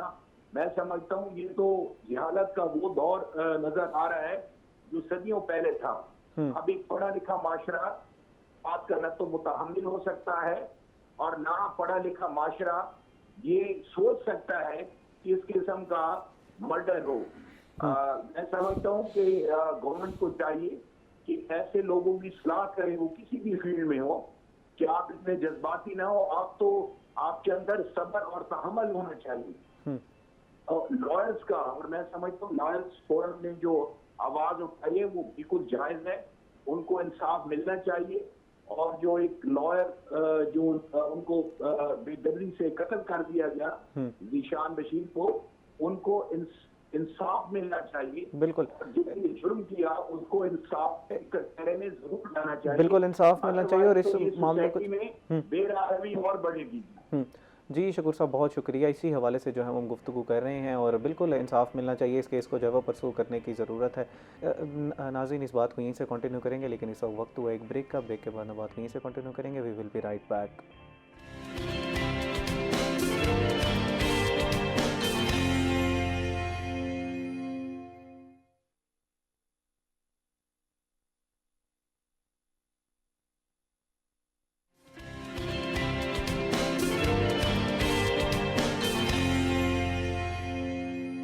वेलकम बैक नाज़रीन। ब्रेक से पहले हम बात कर रहे थे वकला के एहतजाज के हवाले से, और जनाब वकील साहब हमें यही बता रहे थे कि इस वक्त क्या वाक़या है और किस वजह से जो है वो वकला बरादरी पूरी जो है वो सरापा एहतजाज नज़र आ रही है। जनाब मैं जानना चाहूँगा कि आप एडिशनल आईजी साहब का बता रहे थे कि इस वक्त अब मौजूदा सूरत हाल क्या है, और वो जो तहरीक की आपने कॉल दी हुई थी क्या वो ख़त्म हो गई है या अभी भी वो जो एहतजाज चल रहा है? वो याद कर रहा था कि उसके बाद हमने हाई कोर्ट बार एसोसिएशन की जानिब से एक मुज़म्मती लेटर जो है वो जारी किया ताकि हुकूमत को पता चले कि यहाँ पे कुछ ज़्यादती हो रही है। तो जो उसके बाद मैंने देखा कि बजाय कि हुकूमत उसका कोई नोटिस लेती, तो मैं ये समझ रहा था कि ये सारा प्री प्लान था। ठीक है। तो बजाय नोटिस लेने के हुकूमत जो है उसका मुकाबला करना शुरू कर दिया पुलिस के थ्रू, तो फिर हमें जाके स्ट्राइक पे जाना पड़ा। ठीक है। उससे पहले भी मैंने अपने हमारे एक मेंबर पंजाब बार कौंसिल है अपनी एग्जीक्यूटिव के साथ मैंने एक प्रेस कॉन्फ्रेंस की, और मैंने आईजी साहब को उनके नोटिस में ये बात देने के लिए कि अगर आप इसका कोई हल नहीं निकालते तो फिर जो है हम एहतजाज करेंगे और जो हमें कानून का रास्ता है वो इख्तियार करेंगे। तो उसके बाद हमें फिर आखिरकार हमें स्ट्राइक पे जाना पड़ा, और फिर हमने हाई कोर्ट में स्ट्राइक की, और उसके बाद हमने रिक्वेस्ट की, और वो पूरे पंजाब में, और पंजाब के बाद वो पूरे पाकिस्तान में स्ट्राइक जो है, और पाकिस्तान बार ने 3 दिन के लिए टाइम दिया था आईजी पंजाब को, और उन्होंने प्राइम मिनिस्टर के नोटिस में दिया कि विहाड़ी बार में जो है वो वहाँ पे एक बेकसूर कोई को जो है मर्डर कर दिया गया है। तो तब जाके उनको जो है स्टेप डाउन करना पड़ा। जब हमने फिर मैंने यहाँ पे एक साउथ पंजाब के जो नुमाइंदा वकील हैं, सदूर सेक्रेटरी पूरे जनूबी पंजाब के 34 बार के, उनका एक नुमाइंदा इजलास बुलाया और उन सब की राय ली, और सब ने खड़े होकर मरियम नवाज के खिलाफ नारेबाजी की, और उन्होंने 2 दिन का टाइम दिया कि अगर ये गिरफ्तार नहीं होते मुलजिम तो फिर हम यहाँ पे आरपीओ ऑफिस का घेराव करेंगे। जनाब 35 साल से आप जो हैं वो सदर थे इधर नून लीग की तरफ से, और वो ओहदा भी फिर आपने इसकी वजह से छोड़ना पड़ा, जैसे आप बता रहे हैं कि वो फिर नारेबाजी की गई। और बात यह है कि अगर मैं नून लीग का मैंने 30 साल मैंने बड़ी वहाँ पे अपनी कुर्बानियाँ समझ लें और बाइज़्ज़त तरीके से पार्टी के साथ मैंने वफा की है। मैंने पार्टी के लिए दिन रात काम किया, हालांकि मुशर्रफ दौर में भी मैं फ्रंट फुट पे था, और मैं अटक जेल में भी रहा हूँ पार्टी की खातिर। यहाँ पे भी जब भी कारकुन गिरफ्तार होते थे हमें पकड़ लेते थे, ये कोई इशू नहीं है पार्टी के।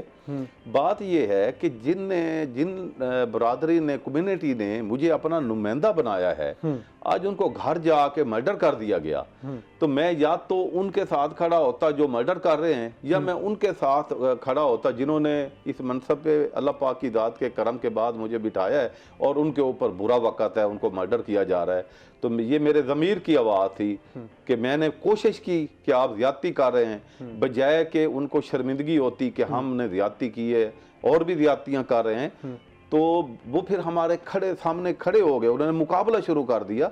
तो फिर मैंने पार्टी को खैरबाद कहा, और ये मेरे ज़मीर की आवाज़ थी, और मैं इस पे मुझे खुशी है कि मैं उन लोगों के साथ खड़ा हूँ जो मजलूम है, मैं जालिम के साथ नहीं खड़ा हुआ।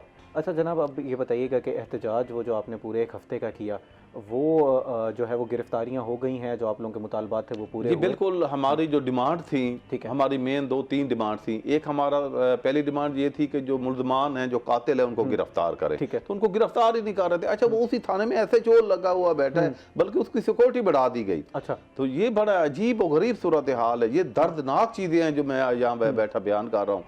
तो उसको तो उसी वक्त सस्पेंड करना, उसको तो हवालात में देना चाहिए कि सारी दुनिया को पता है वो कि उसी ने मर्डर किया है।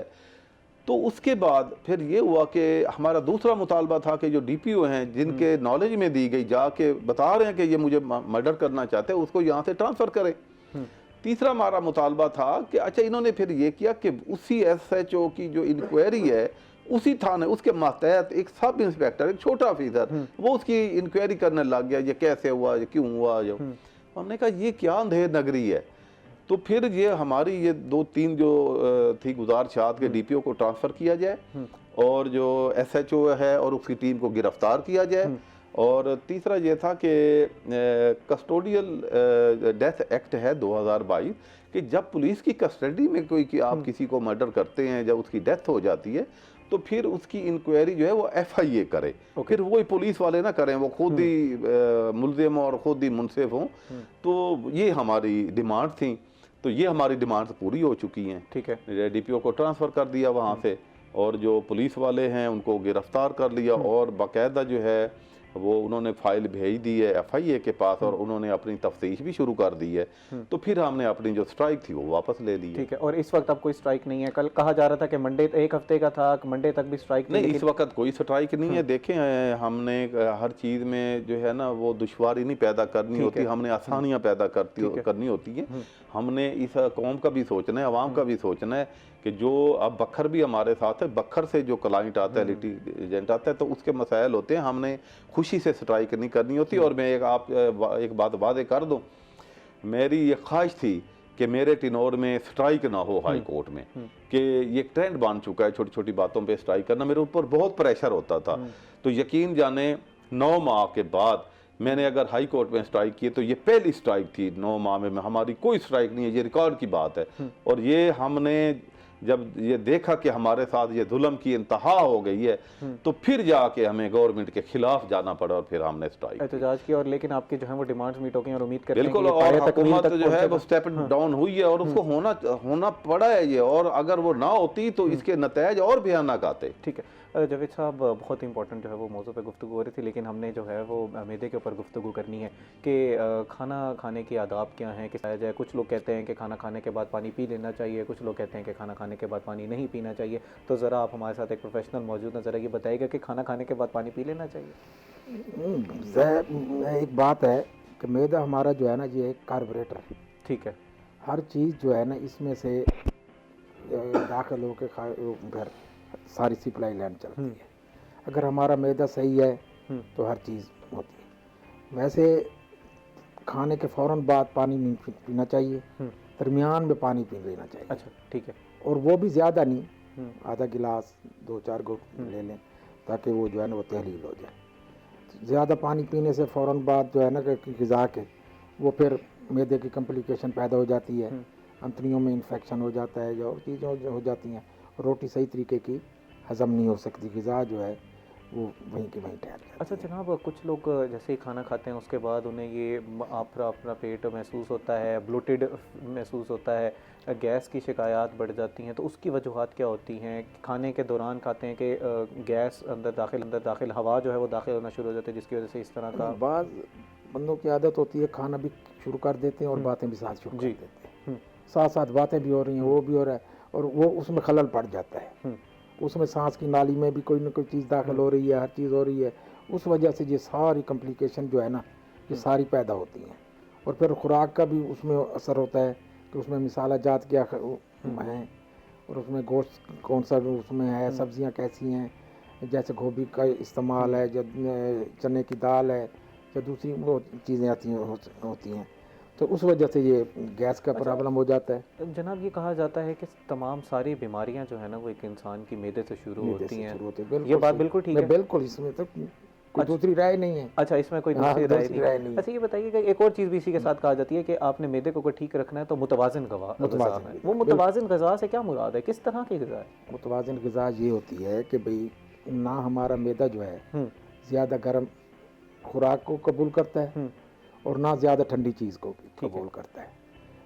इतदाल पे रहेंगे तो मैदा भी सही हो जाए, क्योंकि जो चीज़ मैदे में जाती है ना, मैदे में जाके अपना फंक्शन करती है, इसी खुराक में से खून भी पैदा होता है, बलगम भी पैदा होती है, सफरावी मादा भी पैदा होता है। तो हर चीज़ अपनी, जब खून पैदा होगा तो जिगर सही हो जाएगा, अगर खून ज़्यादा बनना शुरू हो जाएगा जिगर की खराबी हो जाएगी, या सफरावी मादा जो तेज़ाबियत होती है हमारी, जो खुराक के ऊपर एक कतरा गिरता है, वो खुराक को तहलील करने में मदद देता है।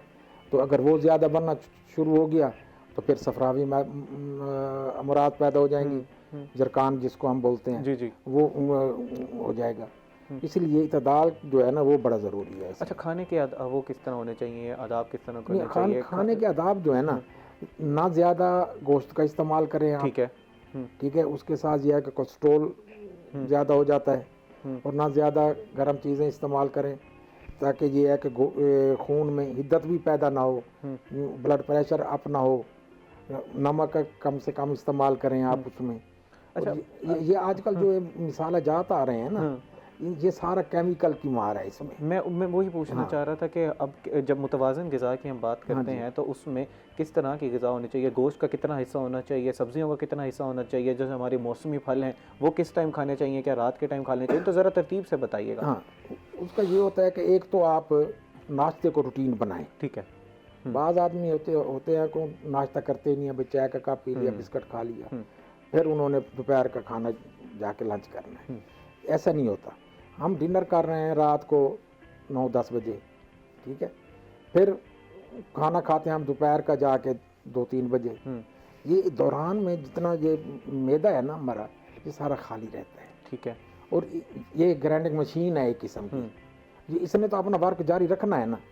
अगर ये खाली जारी अपना चलेगा तो उसमें हीट पैदा होगी, गैसेस पैदा होंगे, फिर वो दिमाग पे चढ़ेंगे, इसी से टेंशन की अमराज पैदा होती हैं।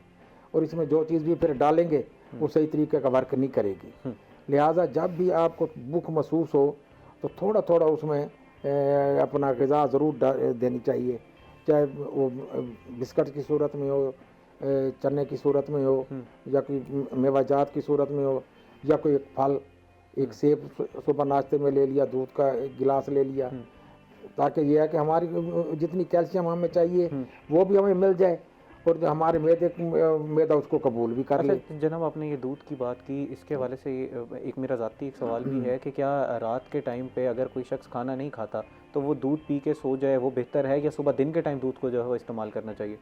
रात को दूध जो है ना कभी भी ठंडा ना इस्तेमाल करें। ठीक है। जो आदमी एक रूटीन में रात को 1 कप नीम गर्म दूध का पी के सोता है, उसको सारी ज़िंदगी कब्ज़ की शिकायत नहीं होती। ठीक है। ये कब्ज़ पे हमने ज़रा तफसीलन गुफ्तगू करनी है। आप मुझे ऑफ द रिकॉर्ड भी हम बात कर रहे थे तो आपने कहा था ये तमाम जड़ है सारी बीमारियों की कब्ज़ जो है। इसको कब्ज़ को हम उम्मुल अमराज कहा जाता है। इस पे ज़रा तफसीलन गुफ्तगू करते हैं। मैं ज़रा पहले ना आपसे ज़रा पूरा समझना चाह रहा हूँ कि मैं नाश्ते में क्या खाना चाहिए, दोपहर को क्या खाना चाहिए, शाम को लोगों को चाय पीने की आदत होती है, उस टाइम पे क्या खाना चाहिए, और रात के टाइम क्या खाना चाहिए, बताइएगा। नाश्ता जो है ना जी, नाश्ता ये हल्का फुल्का करना चाहिए। ठीक है। ताकि ये 2-3 घंटे ये मैदा उसमें। अच्छा, वो कहा जाता है, हमारे पेरेंट्स हैं वो कहते हैं जी हैवी नाश्ता करके जाएं क्योंकि पूरा दिन आपने एनर्जी को जो है वो यूज़ करना है। नहीं, वो फिर डिस्टर्ब करता है मैदे को। ठीक है। ठीक है ना, ऐसी हल्की ग़िज़ा खाएं क्योंकि सारी रात मैदे ने रात वाली ग़िज़ा को हज़म किया हुआ होता है। ठीक है। सुबह आप उठे हैं, आपने नाश्ता किया हल्की ग़िज़ा से। अच्छा, हल्की ग़िज़ा से क्या मुराद है? हल्की ग़िज़ा यही होती है कि या आप एक रोटी का इस्तेमाल करें। एक कॉलर हमारे साथ लाइन पर मौजूद है, उनका हम सवाल एक ले लें। अस्सलाम वालेकुम जी, अपना नाम बताइएगा और सवाल कीजिएगा। अस्सलाम वालेकुम। जी मैम, अपना सवाल कीजिएगा। जी, मेरा सवाल ये है, मेरी यूट्रस से निकल चुकी है, 45 मेरी एज है और मेरा वेट बढ़ चुका है, पेट भी निकल चुका है भाई, और घुटनों में मेरे दर्द शुरू हो गया। ठीक है। मैं अपना वेट कम करना चाहती हूँ बगैर किसी साइड इफेक्ट के, हिसाब से बता दें, मुझे कोई देसी नुस्खा बता दें। ठीक है, मैं आपका जो है वो जवाब ले लेता हूँ। जनाब, वो कह रही हैं कि मेरा 45 मेरी एज है और उसकी वजह से लेकिन मेरा ना वेट बहुत ज़्यादा बढ़ गया है, और कोई ऐसी ग़िज़ा बता दें कि मेरा जो है वो किसी साइड इफ़ेक्ट के बगैर आहिस्ता आहिस्ता जो है वो वेट कम होना शुरू हो जाए। इसके लिए हमारी अर्कियात का इस्तेमाल होता है। ठीक है। हमारा 4 अर्का होता है, हर कंपनी का मिल जाता है 4 अर्का, तो वो आप रात को सोते हुए 1 कप उसका ले लिया करें, ताकि ये है कि ये सारे दिन की जो हमने ग़िज़ा खाई हुई है उसमें चर्बी के सिम्टम जो है वो आहिस्ता आहिस्ता कम हो जाए। और एक हमारी जवारिश बसवासा बनती है, वो भी सारी कंपनियां बनाती हैं, हर हकीम भी बनाता है, वो हम पेट को काम करने के लिए बहुत इफ़ेक्टिव है। वो सिर्फ ये चीज़ें खा लेनी चाहिए या इसके साथ थोड़ी सी ग़िज़ा भी कम करनी और एक्सरसाइज भी करनी पड़ेगी? नहीं, वो तो बड़ा ज़रूरी है ना। जामे प्लान थोड़ा बता दीजिएगा। ठीक है ना, अपनी ग़िज़ा को जो है ना सब्जियों तक ज़रा ले आए उसको। अच्छा, ओके। सब्जियों का इस्तेमाल जो है ना वो एक तो वेट को भी कम करेगा, आपके मैदे को भी इतदाल पे रखेगा, उसमें हीट पैदा नहीं होने देगा, और कब्ज़ भी नहीं होगी उसके साथ। ठीक है, जो चीज़ आपने खाई है वो फौरी तौर पर हज़म हो के तहलील हो के वो पास ऑन हो जाएगी। नाज़रीन, बहुत इंपॉर्टेंट चीज़ पे हम जो है वो गुफ्तगू कर रहे हैं। मैदे के हवाले से हम जो है वो गुफ्तगू को यहीं से आगाज़ करेंगे, लेकिन इस वक्त वो एक ब्रेक का हमारे साथ रहिएगा।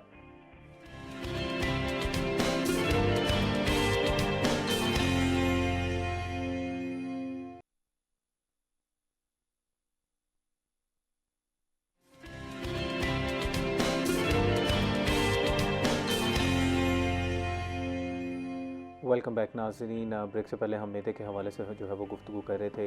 जावेद साहब से हमने ये सवाल किया कि हमें पूरा एक जामे जो है वो एक प्लान बताएं, डाइट प्लान बताएं, जिससे हम अपनी सेहत का ख्याल रख सकते हैं, ख़ास तौर पर मैदे का जो है वो ख्याल रख सकते हैं। जावेद साहब, सवाल का जवाब दीजिएगा। सवाल करने से पहले हमारे साथ एक कॉलर लाइन पर मौजूद है, उनका सवाल ले लें। अस्सलाम वालेकुम जी, अपना नाम बताइएगा और सवाल कीजिएगा। वालेकुम अस्सलाम मैम। मैं फर्स्ट ईयर की स्टूडेंट हूँ, मदिया मेरा नाम है, मुल्तान से बात कर रही हूँ। जी मदिया साहिबा, सवाल कीजिएगा। तो ना मैं ना मतलब कि पानी पी रही हूँ ना, तो मेरा हजम नहीं होता पानी, मेरे पेट में बार बार दर्द सा महसूस होता रहता है। अच्छा ठीक है, मैं जवाब ले लेता हूँ। हकीम साहब वो पूछ रहे हैं कि पानी जब मैं पीती हूँ तो वो हज़म नहीं होता, मुझे ऐसा महसूस होता है कि पानी अंदर मौजूद है अभी। उनका मैदा जो है ना वो खुश्की पैदा कर रहा है, अच्छा उसकी वजह से जो है ना पानी जो रुकावट करता है। ठीक है। आप इनको चाहिए कि भाई ज़रा मुरगन चीज़ें लें, मक्खन वगैरह या मलाई जो सारा उसका इस्तेमाल करके फिर उसके बाद पानी पिएं। और कितने दिन उन्होंने ये करना है जी? कितने दिन तक उन्होंने इस्तेमाल करना है? एक हफ्ता। एक हफ्ता फैटी चीज़ों को ज़रा इस्तेमाल ज़्यादा कर दें। हाँ वो तो ज़ाहिर है। ठीक है, मतलब एक हफ्ते में उसका असर जो है ना वो सारा ठीक हो जाएगा।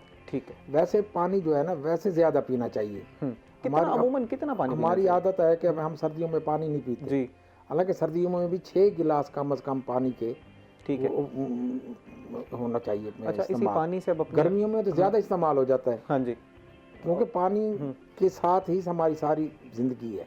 ठीक है। हम इसी पानी से ही अपनी गुफ्तगू का जो है वो आगाज़ करते हैं। वो जो मैंने आपसे सवाल किया था कि एक पूरा हमें ज़रा बता दें कि हमें ब्रेकफास्ट में क्या खाना चाहिए। कुछ लोग कहते हैं सुबह उठते ही निहार मुँह आपको जो है वो नीम गर्म पानी या आपको जो है वो आपकी बेड टेबल पे पड़ा हो वो पानी पी लेना चाहिए ताकि डाइजेशन सही हो जाए। वो तो ठीक है। ठीक है, हाँ वो पानी पीना बिल्कुल ठीक है। ठंडा नहीं पीना। ठंडा नहीं पीना, अगर रूम टेम्परेचर पे हो तो वो ठीक है। ताज़ा पानी ठीक है, ठीक है ना, ताज़ा, ताकि ये है कि एकदम ठंडा गई तो उसने भी नुकसान करना है, एकदम गर्म चीज़ गई उसने भी नुकसान करना है। ओके। फिर उसके बाद आप नमाज पढ़ें, नमाज के बाद आप नाश्ता करें। अच्छा, कुछ लोगों को एक्सरसाइज करने की आदत होती है, वो ब्रेकफास्ट से पहले कर लें या ब्रेकफास्ट के बाद करें? ब्रेकफास्ट से पहले करें। पहले कर लें, पहले करें तो वो तो एनर्जी नहीं होती बॉडी में। वाक तो बहुत ज़रूरी है। जब आप सोते हैं ना, ठीक है, आपके अज़ा वहीं पे रुक जाते हैं। ओके, ठीक है, उसमें लुब्रिकेशन ये वो हर चीज़ रुकी हुई है। आप जब सुबह उठकर वाक करेंगे ना, वो तहलील हो जाएगी हर चीज़। बिस्तर से उठ के फ़ौरन नहाना नहीं चाहिए। अच्छा, वो इस वजह से कि हमारा जिस्म हर चीज़ उसमें रुकी हुई है। जब ठंडा पानी ऊपर गिरता है तो उसमें और नुकसान, जोड़ों का दर्द शुरू हो जाता है, पट्टों में दर्द शुरू हो जाता है, साहब हमारे कमज़ोर होना शुरू हो जाते हैं और नकात रह जाती है। तो दूसरा ये है कि भाई जब आप वाक करके आएंगे ना, आपको रफ़ा हाजत की उस वक्त ज़रूरत पड़ जाती है। ठीक है, क्योंकि हर चीज़ हरकत में आई ना रात की रुकी हुई, तो उसके बाद आप गुसल करें, नहाएं, फिर टेबल पे आएँ। जब आप ये मैदा हमारा डिस्टर्ब होगा, खुराक सही हजम नहीं होगी, हर चीज़ रुकी हुई है, रफ़ा हाजत सही तरीके की आपकी नहीं हुई कब्ज़ की सूरत में, तो आप जब नाश्ते की टेबल पे आएंगे ना और सारा दिन आपको नकात महसूस होगी, अपना जिस्म में दर्द, डिप्रेशन का शिकार होंगे आप। ठीक है। अच्छा जनाब, वो गुजारिश ये है कि वो जो साइमा साहिबा की आपने दवाइयाँ बताई थी, वो थोड़ा सा जो अर्क आपने बताए थे वो थोड़ा सा रिपीट कर देंगे आप? हाँ जी, वो अर्क 4 अर्क का मैंने बताया था। अर्क 4 के नाम से भी मिलता है। अर्क 4 के नाम से? जी, अर्क 4 के नाम से। ठीक है। हाँ, बस उसका एक कप जो है ना वो इस्तेमाल करें रात को सोते हुए। ठीक है। और पपीता जो है ना उसका कंटिन्यू इस्तेमाल करें। ठीक है, पपीते का कंटिन्यू इस्तेमाल करना है। हाँ, उसका जो है ना कि मैदे को उसने जाके तदाल पे कर देना है, और उसमें हीट नहीं पैदा होगी और उसका वर्क जो है ना मैदे का वो रूटीन पे आ जाए। अच्छा, वो एतदाल से क्या मुराद है कि आपने दिन में कितनी दफ़ा खाना है वो पपीता? पपीता तो आप हर खुराक के साथ भी 2-4 उसको खा लें। ठीक है, नहीं साहिबा के लिए पूछना चाह रहा था। हाँ जी, हाँ जी, हाँ, वो 2-3 दफ़ा खा लें दिन में। दिन में खाने के बाद 2-4 टुकड़े उसके। ठीक ठीक, ये नहीं कि एक प्लेट भर के एक दफ़ा खा लेनी है, और दिन में उसको खाते रहें 2-3 दफ़ा, बस वो कोई मसला नहीं। जनाब उसके बाद हम जो है वो डाइट प्लान की तरफ आएंगे। मैंने वकील साहब से ज़रा गुफ्तगू करनी है। वकील साहब, हम देख रहे हैं कि जुडिशल सिस्टम में काफ़ी जम्स आ रहे हैं, कोई ई फाइलिंग सिस्टम बनाया जा रहा है, लोगों के लिटिगेंट्स के लिए और जो है वो आसानियाँ पैदा की जा रही हैं। ज़रा बताइएगा ये टेक्नोलॉजी के बारे में बताइएगा, किस तरह की सलाहत की गई हैं? देखिए जी, बात यह है कि जैसे जैसे दुनिया तरक्की कर रही है इसी तरह हर इदारे में बेहतरी जो है वो आ रही है, इसमें कोई शक नहीं है। आज से 20-30 साल पीछे चले जाएं, सूरत हाल और थी, आज की सूरत हाल और है। तो इसलिए ई फाइलिंग जो है, आप जहाँ बैठे हैं वहाँ बैठे आप नेट के ऊपर देख सकेंगे मेरा केस फाइल हो गया है, मेरी जो है वो फलां जज साहब के पास जो मेरा केस लग गया है, इतने बजे तक जो है मेरी वहाँ पे सुनवाई हो जाएगी। तो ये सारी चीज़ें पहले तो ये कम्युनिकेशन में बड़ा होता था, जो दौर होता था तो पता नहीं होता था, सुबह आके पता चलता था कि एक आदमी सखर से चला है, एक आदमी बखर से चला है, तो उसका केस ही नहीं फाइल हुआ, वो लगा ही नहीं है। तो ई फाइलिंग के ज़रिए अब ये होगा कि वो मोबाइल के ऊपर नेट हर जगह पे, अब तो हर बंदा हर घर में पढ़े लिखे नौजवान ज़्यादा यूज़ करते हैं, तो वो उधर नेट पे मोबाइल पे देख सकेंगे कि मेरा केस जो है वो फाइल हो चुका है और सुबह फलां जज साहब के पास इतने बजे तक मुझे पहुंच जाना है। तो ये साफ ज़ाहिर है, ये इसका बेनिफिट तो है। और इसके अलावा अब मुल्तान हाई कोर्ट बार में उन्होंने चीफ जस्टिस साहबा ने रिफॉर्म की हैं, तो उन्होंने फाइलों के कलर जो है ना मुख्तस कर दिए हैं। अच्छा। कि वो देखते ही पता चल जाएगा कि ये येलो कलर की फ़ाइल है, ये ग्रीन कलर की फ़ाइल है, ये वाइट कलर की फ़ाइल है।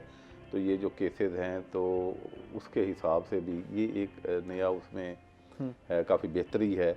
इसके अलावा और भी अभी हमारी मीटिंग हुई थी लास्ट वीक, 2 वीक पहले चीफ साहबा को मैंने रिक्वेस्ट की थी, वो मुल्तान तशरीफ़ लाई हैं हमारी हाई कोर्ट बार में।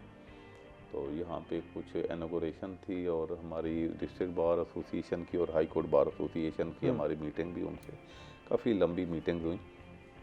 और इसी के रिफॉर्म के ऊपर भी हमारी काफ़ी जो सैर हासिल गुफ्तगू हुई है उसके ऊपर।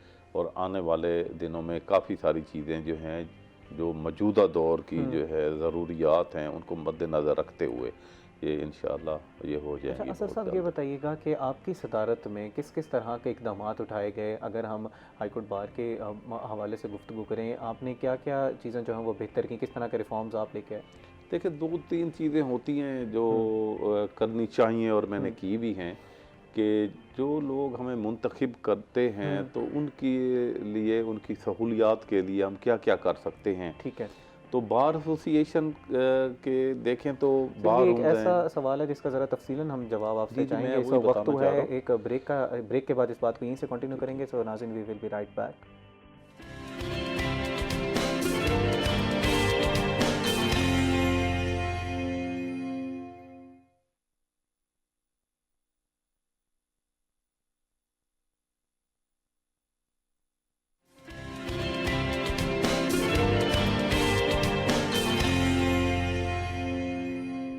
वेलकम बैक नाज़रीन। अब ब्रेक से पहले हम बात कर रहे थे, अज़हर साहब से हम जानने की कोशिश कर रहे थे कि उनकी सदारत में किस किस तरह के जो है वो रिफॉर्म्स लाए गए हमारे जो बार है उसमें। जी जनाब, आप बता रहे थे कि किस तरह की इस्लाहात आपकी जी, मैं गुजारिश कर रहा था कि मैंने कोशिश की है, सबसे पहले हमारी जो लाइब्रेरी होती है कि वहाँ से वकला ने बैठ के केसेस भी तैयार करने होते हैं, लॉ पॉइंट भी ढूंढने होते हैं, मैंने उसको अपग्रेड किया। सबसे पहले मेरी पूरी जो कोशिश थी उसको बेहतरी के लिए। तो उसके बाद बार रूम हमारा होता है जिसमें हमारे सीनियर जूनियर वकला या हमारे छोटे मोटे फंक्शन जो होते हैं वो भी होते हैं, और वहाँ पे वकला बैठ के केसेस डिस्कस करते हैं और सारी चीज़ें, उसको मैंने अपग्रेड किया, बहुत खूबसूरत। और वकला के बैठने की, खाने पीने, चाय, और मैंने ये कोशिश की है और मैं ये कह सकता हूँ कि शायद पाकिस्तान में सबसे अच्छी कैंटीन जो है वो मैंने एक कैफ़े टाइप जो है मुल्तान हाई कोर्ट बार में, उसका भी लास्ट वीक मैंने उसका इफ्तिताह किया है। और वो बाहर से लोग आके वहाँ पे बैठ के कॉफ़ी, चाय और ये चीज़ें लेते हैं। और उसके अलावा आउटसाइडर्स को अलाउ है जी वहाँ पर? जी, आउटसाइडर्स को अलाउ है? जी बिल्कुल अलाउ है, और कैंटीन में बैठ सकते हैं वो भी। और उसके बाद मेरी ये कोशिश थी कि हाई कोर्ट बार मुल्तान जो है ये पाकिस्तान की खूबसूरत बार में से हो। तो मैं यहाँ पे जिक्र करूँगा और मैं उनका शुक्रगुजार भी हूँ। कमिश्नर मुल्तान जनाब आमिर करीम साहब ने मेरे साथ बड़ा तावन किया, और उन्होंने पूरी जो हमारी बार की बाउंड्री है और उसमें ग्रॉसरी लॉन्स हैं, उनको मुझे सारा PHA को कह के वो उसमें सारे ग्रीनरी और जितनी प्लांटेशन सारी मैंने वो करवाई कमिश्नर साहब की मोहब्बत से और उनके तामन से। उसके बाद एक यहाँ पे फिल्ट्रेशन प्लांट हमने वो भी दोस्तों की मोहब्बत से, कि जिसमें मैं ये कह सकता हूँ कि हमारा कोई बार का एक पैसा खर्च नहीं हुआ।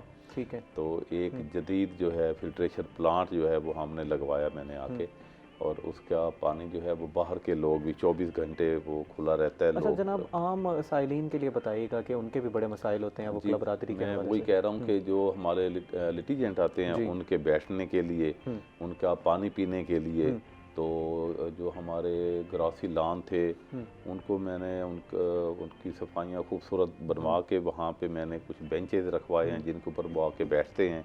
और फिल्ट्रेशन प्लांट का जिक्र कर रहा था कि वहाँ से वो पानी, ठंडा पानी, वहाँ पे कूलर वगैरह रखवा दिए, वो पानी शानी पीते हैं। हालात जो हैं वो बेहतर हो रहे हैं और मज़ीद भी जो है उसमें बेहतरी आती जाएगी। हकीम साहब, मैं आपसे ज़रा हमारे जो मैदे के बड़े अमराज होते हैं उसके ऊपर जो गुफ्तगू करना चाह रहा था। अल्सर है, लोगों को जो उसी के साथ साथ मैदे के दीगर अमराज होते हैं, अगर किसी को ऐसा कोई मैदे का जो है वो मर्ज़ शुरू हो रहा है तो एक तो अर्ली सिम्टम्स बताइएगा, और अगर कोई घरेलू टोटका हो इसके हवाले से तो वो भी बताइएगा कि किससे वो उसको फ़ौरन रोक सकता है।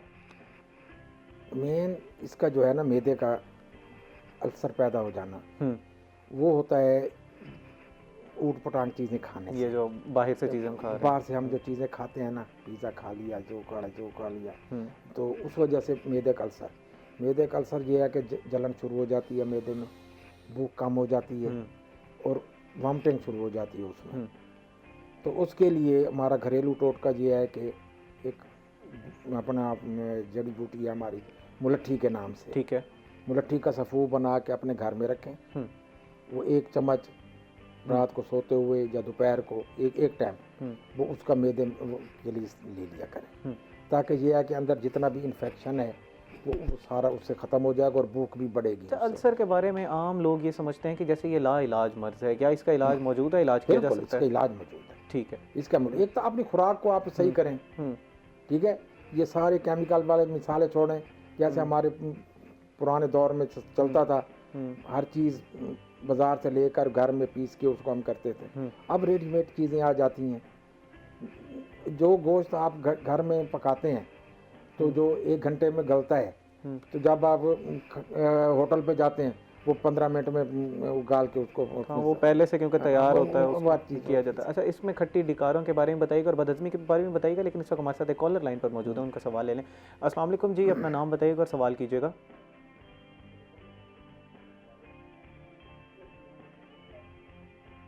वालेकुम सलाम व रहमतुल्लाहि व बरकातहू। भैया कैसे हो? ठीक हो? खैरियत है? अल्हम्दुलिल्लाह जी। गुजारिश ये है कि पीछे से अपने टेलीविज़न की आवाज़ थोड़ी कम कर लेंगे।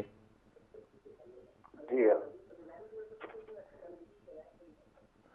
जी जनाब। भैया। अच्छा भैया, मेरे बच्चे थैलेसीमिया के ना, जी जी, उनका कोई इलाज है कि नहीं है आपके पास? थैलेसीमिया का कोई इलाज है? मेरा ख्याल है वो उनका तो इलाज नहीं है, थैलेसीमिया का कोई इलाज मौजूद नहीं है। अल्लाह ताला जो है वो शिफा दे बच्चों को, और जो है वो एक इस तरह का एक मर्ज़ है जिसमें जो है वो पेरेंट्स भी काफ़ी परेशान होते हैं।